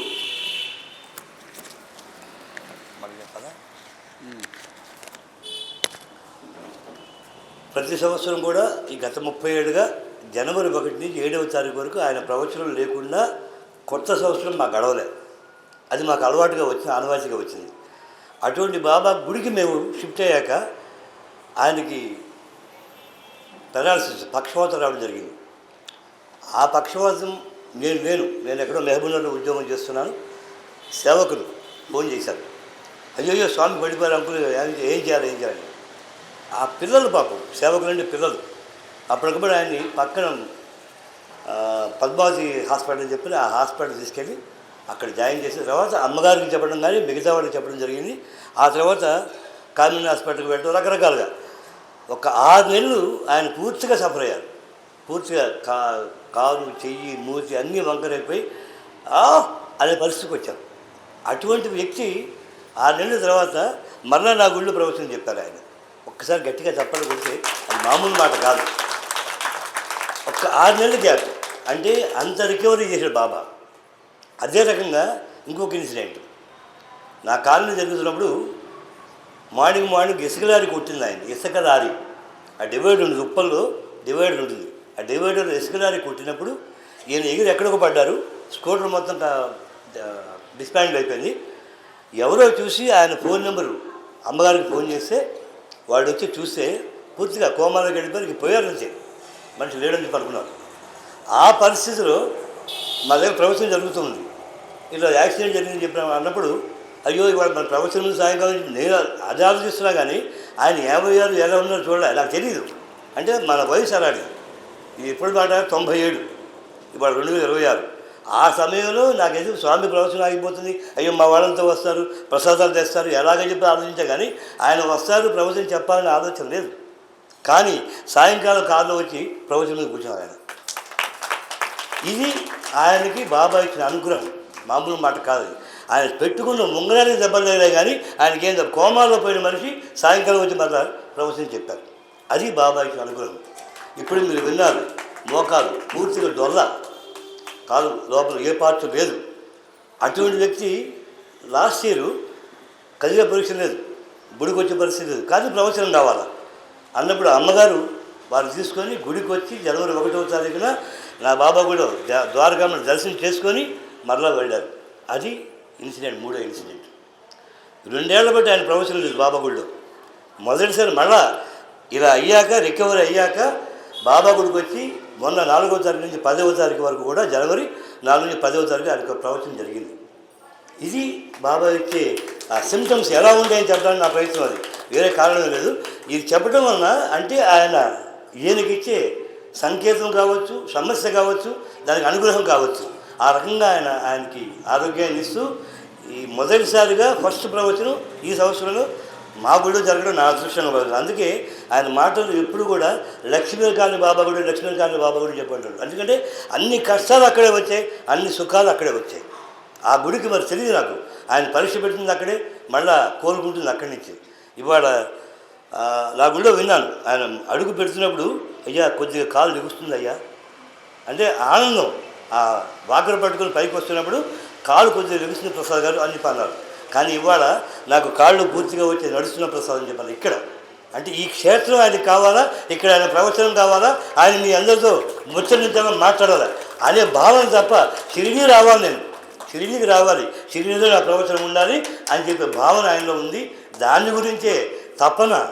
మీరు నమ్మరు, దాదాపుగా 1 మంత్ నుంచి సుమారుగా అనుకుంటా ఇక్కడ రావాలి. ఉమామేశ్వరు చెప్పిన దగ్గర నుంచి కూడా ఇక్కడ రావాలని చెప్పిన తప్పన రావాలంటే కుటుంబ సభ్యులు చెప్పాలా, ఆరోగ్య సమస్య జరగాలా, ఆయన నడవగలిగే పొజిషన్ రావాలా. ఎలా రావాలి? దీనికోసం ఆయన సర్జన ప్రజలు పడుతున్నప్పుడు ఆయనతో రోజు నేను మాట్లాడుతూ ఉంటే నేను నా ఫ్యామిలీ రావాలంటే 3 సార్లు టికెట్ బుక్ చేయడం, 3 సార్లు టికెట్ క్యాన్సిల్ చేయడం జరిగింది. అందుకని రాత్రి మా పరిస్థితి ఏంటంటే ఆమె ఒక చోట, ఆ రమేష్ ఒక చోట, నేను ఒక చోట ఉండాల్సి వచ్చింది ఆ ట్రైన్లో. అంటే కారణం మా గమ్యం లేదు అప్పుడు. లాస్ట్కి చివరిగా రావాల్సిందే అని పట్టుబడి రావడం జరిగింది. ఇలా బాబా పరీక్ష పెడతాడు, కానీ మన విజయం చేస్తాడు. మనకి దాన్ని ఏమంటారు, ఆరోగ్యాన్ని ఇస్తాడు, ఐశ్వర్యాన్ని ఇస్తాడు, ఆనందాన్ని ఇస్తాడు, మన యొక్క సమస్యని డెఫినెట్గా తీరుస్తాడు. కాకపోతే మన కర్మ అనుభవించాలి. మొట్టమొదటి అదే చెప్తాడు, నా కర్మ అనుభవించాలి కాబట్టి అనుభవిస్తున్నాను, కానీ బాబా అనుకుని నాకుంది అనే తపన ఆయనలో ఉంది. దానికి మనం అందరం కూడా రుణపడి ఉన్నాం. ఆయనకు గొంతు ఇస్తే చాలు, నా ప్రాణమైన పర్లే, నాకు ఈ దేవుడు భగవంతుడు నాకు గొంతు ఇవ్వాలా, నేను సత్యత చెప్పాలా, నేను మరణం చేసుకోవాలా అని చెప్పనే ఆ తప్పని తప్ప ఆరోగ్యం ఏమిటని చెప్పిన ఆలోచన లేదు ఆయనకి. అందుకనే నేను కూడా పూర్తిగా సరెండర్ అయిపోయాను. లేకుంటే నేను మామూలు దూరం ఉండేవాడిని, కానీ ఇప్పుడు అలా కాదు, పూర్తిగా సరెండర్ అయిపోయేదానికి ఆయన ఏం చెప్తే అదే స్వామి ఎలాగ పద అని చెప్పే పరిస్థితికి వచ్చాను. మా మేడం అంటుంది, అన్నా సరే లేదు, ఆయన చెప్పాడు మనం చేయాలి అన్న భావంతో ముందుకు వెళ్తున్నాను. ఆయన ఒక రకంగా నా భార్యకి జీవితం ఇచ్చాడు. నిజం చెప్పాలంటే ఇప్పుడు కాదు, అది చెప్తున్నాను, దానికి జీవితమే ఇచ్చాడు ఇక్కడ. కాబట్టి ఇవాళ ఈ రకంగా ఆమె కూర్చొని వింటుందంటే బికాజ్ ఆఫ్ ఆ భార్యాభర్తలే సాయిరామ్. అలాగే ఉమామహేశ్వర గారు మహానుభావుడు, ఇవాళ పెట్టిన భోజనం నేనే వెళ్ళి చెప్పుకున్నాను, అయ్యా మీ గోంగూర పచ్చడి బాగుంది, వంకాయ కూర బాగుంది, మీరు పెట్టే సాంబారు బాగుంది, ఈ రకంగా నేను అన్నీ చెప్తూ ఉంటే నిజంగా మీరు తిన్నారా అన్నాడు. నిజంగా తిన్నాను, వాస్తవం చేసి మీరు ఎవరైనా ఎన్ని రకాలు అనుకున్నా కూడా ఒకటి చెప్పగలను, ఆ గోంగూర పచ్చడి ఆయన స్వయంగా చేయించాడు. ఇంట్లో ఆయన చేయించాడు, వాళ్ళ వంట మనిషితో చేయించి వాళ్ళు తెచ్చాడు. నిజంగా తినకపోతే మీకు బ్యాడ్ లెక్కది, మీ దురదృష్టం. చిన్నవాళ్ళ మీద అదృష్టం. అది గోంగూర పచ్చడి. అలాగే సాంబారు, వంకాయ కూర, ఇప్పుడే చెప్పారుగా వంకాయ. ఆ వంకాయ కూర గురించి ఎవరైతే మీకు అన్నాను, అసలు కూర బాగుందండి అని అంటే ఏమిటి, ఆయన స్వచ్ఛందంగా మనస్ఫూర్తిగా కష్టపడి మన కోసం తిన్నారా తిన్నారా తిన్నారా, మనమంతా తిన్నాక చివరికి తిన్నాడు ఆయన 3 గంటలకి. అది ఆయన గొప్పతనం. మనకి ఎక్కడ తిన్నా ఓపిక, మాట్లాడితే కోపం, నాకు కూర పెట్టలేదు పప్పు పెట్టలేదు కోపాలు ఎందుకంటే అహం. ఎవరు మనం బాబా సేవలో ఉన్నాం, బాబా గుడికి వచ్చాం, బాబా షిరిడీకి వచ్చాం మనం. ఇక్కడ కూడా మన అహంకారం నేను అనే భావన. నిజంగా చెప్తున్నాను, మా ఎదుర్కొన్న అర్హత ఎవరికి లేదు. ఒక డిఎంగా పనిచేశాను, జిల్లా అధికారిగా పనిచేశాను, స్పెషల్ డిప్యూటీ కలెక్టర్గా పనిచేసింది. మా ప్రవర్తన ఎలా ఉంది? కాబట్టి మనలో ఉన్న అహాన్ని తీసేస్తే చెప్తారు, అయ్యా ప్రసాద్ గారిని పంటాడు, ఆయన నన్ను అనాలా, నాకు చెప్పాలా ప్రసాద్ గారు. ఆయన ఇందాకే మాట్లాడు ఆయన, ప్రసాద్ గారు నేను ఎంత పోస్టులో ఉన్నా కాదు, మనం అహంకారం తగ్గించుకోవాలి, నేను పదం తగ్గించుకోవాలి, మనం సేవ చేస్తున్నామని మనం అంతా సమిష్టిగా నేను ఒక్కడిని కాదు, ఇదంతా మనదే అని చెప్పిన మహానుభావుడు ఉమామహేశ్వర గారు. అదండి సరెండర్ అవ్వడం, దాన్ని అంటే సరెండర్ అంతే, కానీ నాకు అనే పరిస్థితి కాదు. దయచేసి అర్థం చేసుకోండి. ఎంత కష్టం ఉన్నా, ఎంత ఇబ్బంది ఉన్నా కూడా ఆయన సర్దుకుంటూ హైకోర్టు రిజిస్టార్ అండి ఆయన, కార్డు వచ్చి తీసుకుపోయి ఇందాక మాట వరుస చెప్పాడు ఇక్కడ. నేను ఫోన్ చేసి ఇప్పటికీ కూడా ఏ హైకోర్టుకి వెళ్ళినా కూడా వాళ్ళు నాకు కార్ అరేంజ్ చేస్తారు, నాకు రూమ్ అరేంజ్ చేస్తారు, నాకు అకామిడేషన్ ఇస్తారని చెప్పాడు. ఈరోజు కూడా అటువంటి వ్యక్తి మనకి సేవ చేస్తున్నాడు కదా, గట్టిగా తప్పట్టుకోవడానికి. ఇలాంటివండి మనకి ఎన్ని కోట్ల ఆస్తి కాదు, ఎంత మనలో నమ్రత ఉంది, ఎంత సహనం ఉంది, ఎంత శక్తి ఓపిక ఇచ్చాడు భగవంతుడు, దాన్ని మనం ప్రదర్శించాలి. కోట్లు ఉంటాయి, జేబులు ఉంటాయి, బయట కనపడవు. అదే తిండి మనకు లేదు, అదే ఆహారం, అంతకుమించి ఏముండదు. కాబట్టి దయచేసి చిన్న తప్పులుంటే మన్నించి సర్దుకుంటూ మనం సహనంతో ఉండి సర్దుకుంటూ ముందుకు వెళ్దాం. ఈ 9 రోజులు ఈ వారం ఇంకా మనకుంది టైము, 10వ తారీఖు వరకు కూడా ఆయనకి కోఆపరేట్ చేస్తూ ఆయన కళ్ళని చూడండి, ఆయన బాడీని చూడండి, ఏం చెప్తున్నాడు, ఏం చేస్తున్నాడు, మనం ఏం వినాలి. ఒక పక్క కళాకారులు తెచ్చి నాటకాలు వేయిస్తాడు, డ్యాన్సులు వేపిస్తాడు, ఇంకో పక్క పలకేసేవంటాడు, ఇంకో పక్క భజన అంటాడు, ఇంకో పక్క ప్రవచనం అంటాడు, ఇంకో పక్క అభిషేకం. పద్మావతి మహాతల్లి ఆమె అభిషేకానికి రెడీ చేస్తుంది, పూలని కడుతుంది అక్కడ. ఇన్ని రకాలుగా ఎవరు చేస్తారండి? కనుక దాదాపు 30 మంది వచ్చారు ఉచితంగా నామం చెప్పడానికి. ఇక్కడ ఒక పక్క ప్రవచనం ఇప్పుడు ఈ పెద్ద వచ్చి ఎంత అవుతాయండి? ఎక్కడి నుంచో వచ్చి ఇక్కడ నామం చెప్పాలంటే మామూలు మాట కాదు. మనం ఇచ్చే 5,000 10,000 అది గొప్ప కాదు. దయచేసి అర్థం చేసుకోండి. ఇలాంటి కార్యక్రమానికి మనం వచ్చామంటే మళ్ళీ మనం వచ్చే సంవత్సరం దాకా మనం చెప్పుకునే అవకాశం ఇస్తున్నాడు ఆయన. నాకు ఈరోజు గుర్తు, రామేశ్వరంలో నాటకం వేస్తే ఒక పక్క రోజు వర్షం పడుతుంది, అయినా సరే ఆపద. నేను ఆయన చూసి ఎవరు అనుకున్నా, శ్రీకృష్ణుడు వేశాడు ఆయన. అటువంటి ఆ భగవంతుడు ఆయనకి ఓపిక ఇచ్చాడు. ఆ పద్యాలు పాడే ఓపిక ఎక్కడ మెమరీ అండి, అది మామూలు మెమరీయా? కాశీ వెళ్ళాము, కాశీలో ప్రవచనం ఆయనతో. కనుక ఇలాంటివన్నీ కూడా మిరాకిల్స్, మామూలు విషయాలు కాదు. అంతటి కార్యక్రమం చేసే మహానుభావుడు, ఆయనకి మనమంతా రుణపడి ఉండాలా, డబ్బు కాదు ఇక్కడ. సాయిరామ్.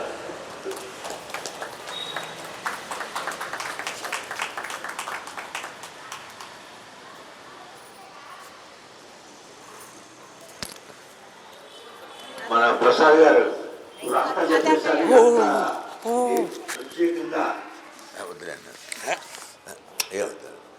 నేను ప్రత్యేకంగా చెప్పేదేమీ లేదు మీ అందరికీ కూడాను.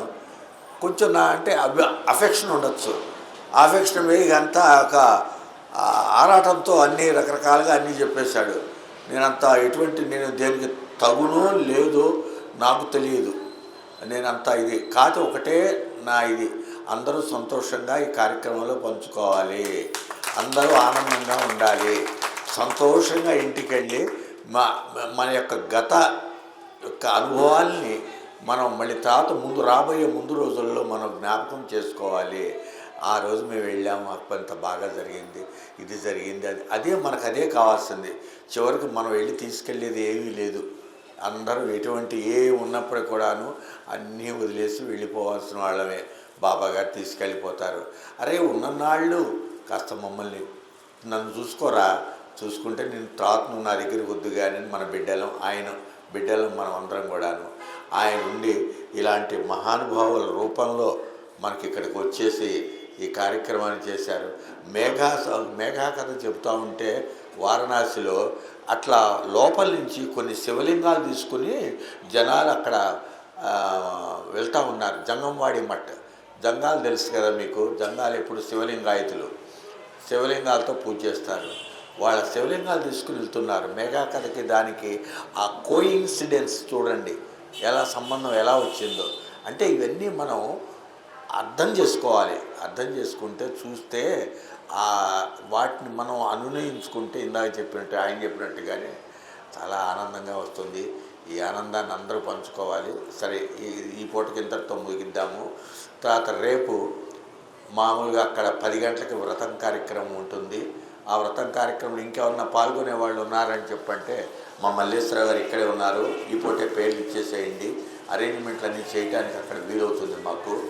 తర్వాత ఆ వ్రతం చేసే వాళ్ళందరూ మీ ఇష్టం, టిఫిన్ చేసి రావచ్చు, టిఫిన్ చేయకుండాను రావచ్చు. కొంతమంది మీ ఇష్ట ప్రకారం వచ్చేసి అక్కడ కూర్చోండి. అన్ని ఏర్పాట్లు చేయడం జరుగుతుంది. 9:30, 10 లోపు అక్కడ ఉన్న అందరూ 10 గంటలకల్లా అన్ని ఏర్పాట్లు అయిపోతాయి. మీ స్థానాల్లో కూర్చుంటారు అక్కడ. ఆ కార్యక్రమం చేసుకోండి. వేసేసినాక మామూలుగా ఈవినింగ్ మళ్ళీ అంటే ఆ వ్రతం ఉందని గురువుగారు మన సెషన్ మార్చుకున్నాము. మళ్ళీ 4 గంటలకి రేపు మూడో సెషన్ ఉంటుంది. తర్వాత 2 సెషన్స్ మటుకు తర్వాత రోజు రేపే 2 సెషన్లు. 4 గంటల దగ్గర నుంచి 5 గంటల వరకు ఒకటి, 1 గంట ఛాయ్ విరామం ఇచ్చేసేసి మళ్ళీ తర్వాత ఇంకొక గంట ఇంకో సెషన్ కింద 4 సెషన్లు అవుతాయి. ఎల్లుండి మార్నింగ్ సెషన్ ఒకటి తీసుకుని మధ్యాహ్నం మళ్ళీ ఫ్లైట్లో వెళ్ళిపోతారు గురువుగారు. ఈ చెప్పటమే ఇంతవరకు ఇంత స్పోర్టివ్గా, ఇంత ఊపుతో ఆయన ఈ ప్రవచనాన్ని చెబుతున్నారు షిర్డీలో అని చెప్పంటే ఆ సాయినాథుడు ఇచ్చినటువంటి శక్తి. ఆయనకి ఆ శక్తి ఇచ్చాడు. నాకు నేను చెప్పాను, ఇంటికి వెళ్తే మంచం మీద పడుకునే ఉంటాను, ఏదో నీరసంగానో ఏదో అని మా ఆవిడ అంటూ ఉంటుంది. ఏమండి లేచి ఏదన్నా పని చేసుకోవచ్చు కదా, ఖాళీ కూర్చోవడం దేనికి అని చెప్పాలి. అంటే పని చేస్తాను, నా ఇన్స్టిట్యూషన్ నాకుంది. ఏదో పిల్లలకి షార్ట్ హ్యాండ్ చెప్పుకొని కాలక్షేపంగా పొద్దున్నే డిసిప్లిన్ ఉంటుంది కదా అని చెప్పని పొద్దున్న 6 గంటలు లేస్తాను. 5:30కి కొంచెం 2-3 అవర్స్ షార్ట్ హ్యాండ్ పిల్లలకి చెప్పుకుంటాను. మళ్ళీ ఈవినింగ్ చెప్పుకుంటాను. కాస్త ఎక్కడన్నా పని ఉంటే వెళ్తాను. ఏ పని ఉన్నా బాబా గారిని నా బండి వేసుకెళ్ళి ఆ సామాన్ తెచ్చుకోవటము, అభిషేకానికి సంబంధించి బేగం బజార్ వెళ్ళి హోల్సేల్ వాళ్ళ రేపు మనకు తెలుసు రిటైల్ 20 రూపాయల వస్తువు 40 రూపాయలకి అమ్ముతారు బయట. అట్లా పెడితే 40 రూపాయలు పెడితే మనకు 2 వస్తువు ఐటమ్స్ వస్తాయి. ఆ విధంగా జీవితాన్ని ఈ విధంగా కట్టుకొని, ఎందుకంటే డివోటెడ్ బాబాకి ఆ కార్యక్రమం బతికున్న నాళ్ళు, ఈ బతికున్న కొద్ది రోజులు మనం మ్యాక్సిమం జీవితంలో సగం నిద్రలోనే పోయినాము, సగం తప్పులు ఎన్నో చేశాము. ఇటు పిల్లల్ని కోపట్టడం, మందలించుకోవటం, చదువులు చదివించుకోవటం, పరిగెత్తటం కొడుకులు కూతురు దగ్గరికి. పాపం మన సుబ్బయ్య గారిని చూస్తే బాధేస్తుంది. పాపం ఆయన సంతానాన్ని పోగొట్టుకున్నాడు అమెరికాలో. ఇట్లా కొన్ని ఎన్నో మా సుబ్బారావు గారు ఎంతో బాధపడుతున్నారు. ఇప్పుడు వచ్చేవారు మా కోటేశ్వరరావు గారు పాపం నిలబడి దాన్ని, అంటే అదంతా సభాముఖంగా అక్కర్లేదు, ఆయన నిలబడి పాపం ఆయన్ని సరిచేసి ఇన్ని ఏం జరిగినప్పుడు కూడాను let us take it sportively. ఏం జరిగినా మన మంచికే బాబా చేసేది, అది మంచిగా. కానీ అది కొంత జరిగిందంటే కర్మశేషం, ఆ కర్మశేషాన్ని తీసేసి మళ్ళీ ఒక దారిలో పెడతారు. కాబట్టి మన శేష జీవితాన్ని, నేను చెప్పేది ఏంటంటే శేష జీవితాన్ని బాబా గారికి అంకితం చేసి, బాబా గారి కార్యక్రమాలు ఉంటే ఇట్లా మనం అందరం అటెండ్ అవుదాము. ఇంకా ఎవరన్నా కొత్త వాళ్ళు ఉంటే వాళ్ళ కర్మల్ని తీసేసుకొని వాళ్ళు పరిశుద్ధులు అవటానికి మళ్ళీ మన దీంట్లో మన స్ట్రీమ్లో జాయిన్ చేసుకుని వాళ్ళని మనం ఉద్ధరించడానికి వాళ్ళని కూడా చేస్తే, ఒకళ్ళని మనం ఉద్ధరించడానికి ప్రయత్నం చేస్తే భగవంతుడు సంతోషిస్తాడట. రేపు వీడు 10 మందికి సహాయపడ్డాడు, 10 మందిని నా దగ్గర తీసుకొచ్చాడు అంటే ఆయన తీసుకురమ్మని చెప్పడు. అదృష్టం ఎలా ఉంటే అలా జరుగుతుంది. ఆయనే తీసుకురమ్మంటాడు, ఆయనే వచ్చేస్తాడు. చూసేది ఆయనే, చేసేది ఆయనే. ఇప్పుడు ఈ కార్యక్రమం చేస్తున్నామంటే మనం అంతా నేను చేస్తున్నానా, నా సహకార ప్రవచనాల రూపాల్లో ఆయన, మా మల్లేశ్వరరావు గారు ఉన్నాడు మెయిన్. పాపం ఆయన ఎంత చాకరీ చేస్తాడంటే అంత చాకరీ చెప్పడానికి వీల్లేదు. కనపడ్డు బయటికి, ఎంతో చాకరీ చేస్తాడు. వీడు వడ్డను చేస్తాడు, వాళ్ళ ఫ్రెండ్స్ని పిలిపించుకుంటాడు. ఎంతో ఆయన చీఫ్ మేనేజర్గా SBIలో చేశాడు, బందర్లో కూడా చేశాడు ఆయన. సాయంత్రం 4 గంటలకి ఇంకా మిగతా వాళ్ళు కూడా మన వాళ్ళు ఎవరన్నా ఉంటే అందరూ వచ్చి ఈ అదృష్టాన్ని ఈ యొక్క కార్యక్రమం మన అదృష్టంగా భావించి వారి యొక్క ప్రవచనామృతాన్ని మనం వింటే మనందరం ధన్యమవుతామని చెప్పుకుంటూ ఈ పూటకి ఇద్దరితో సెలవు. స్వస్తి. ఎవరు 7 గంటలకి ముఖదర్శన హాల్లో మన భజన కార్యక్రమం ఉంటుంది సాయిబాబా గారి దగ్గర. కాబట్టి మీరు వీలు చూసుకొని ఎవరు రావాలనుకుంటే వాళ్ళు ఆ భజన కార్యక్రమంలో 1.5 hours దగ్గరగా ఉంటుంది. మినిమం 2 hours దాకా ఉంటుంది. కాబట్టి మీరు అక్కడికి రావచ్చు 7 గంటలకి. ఓం సాయిరామ్.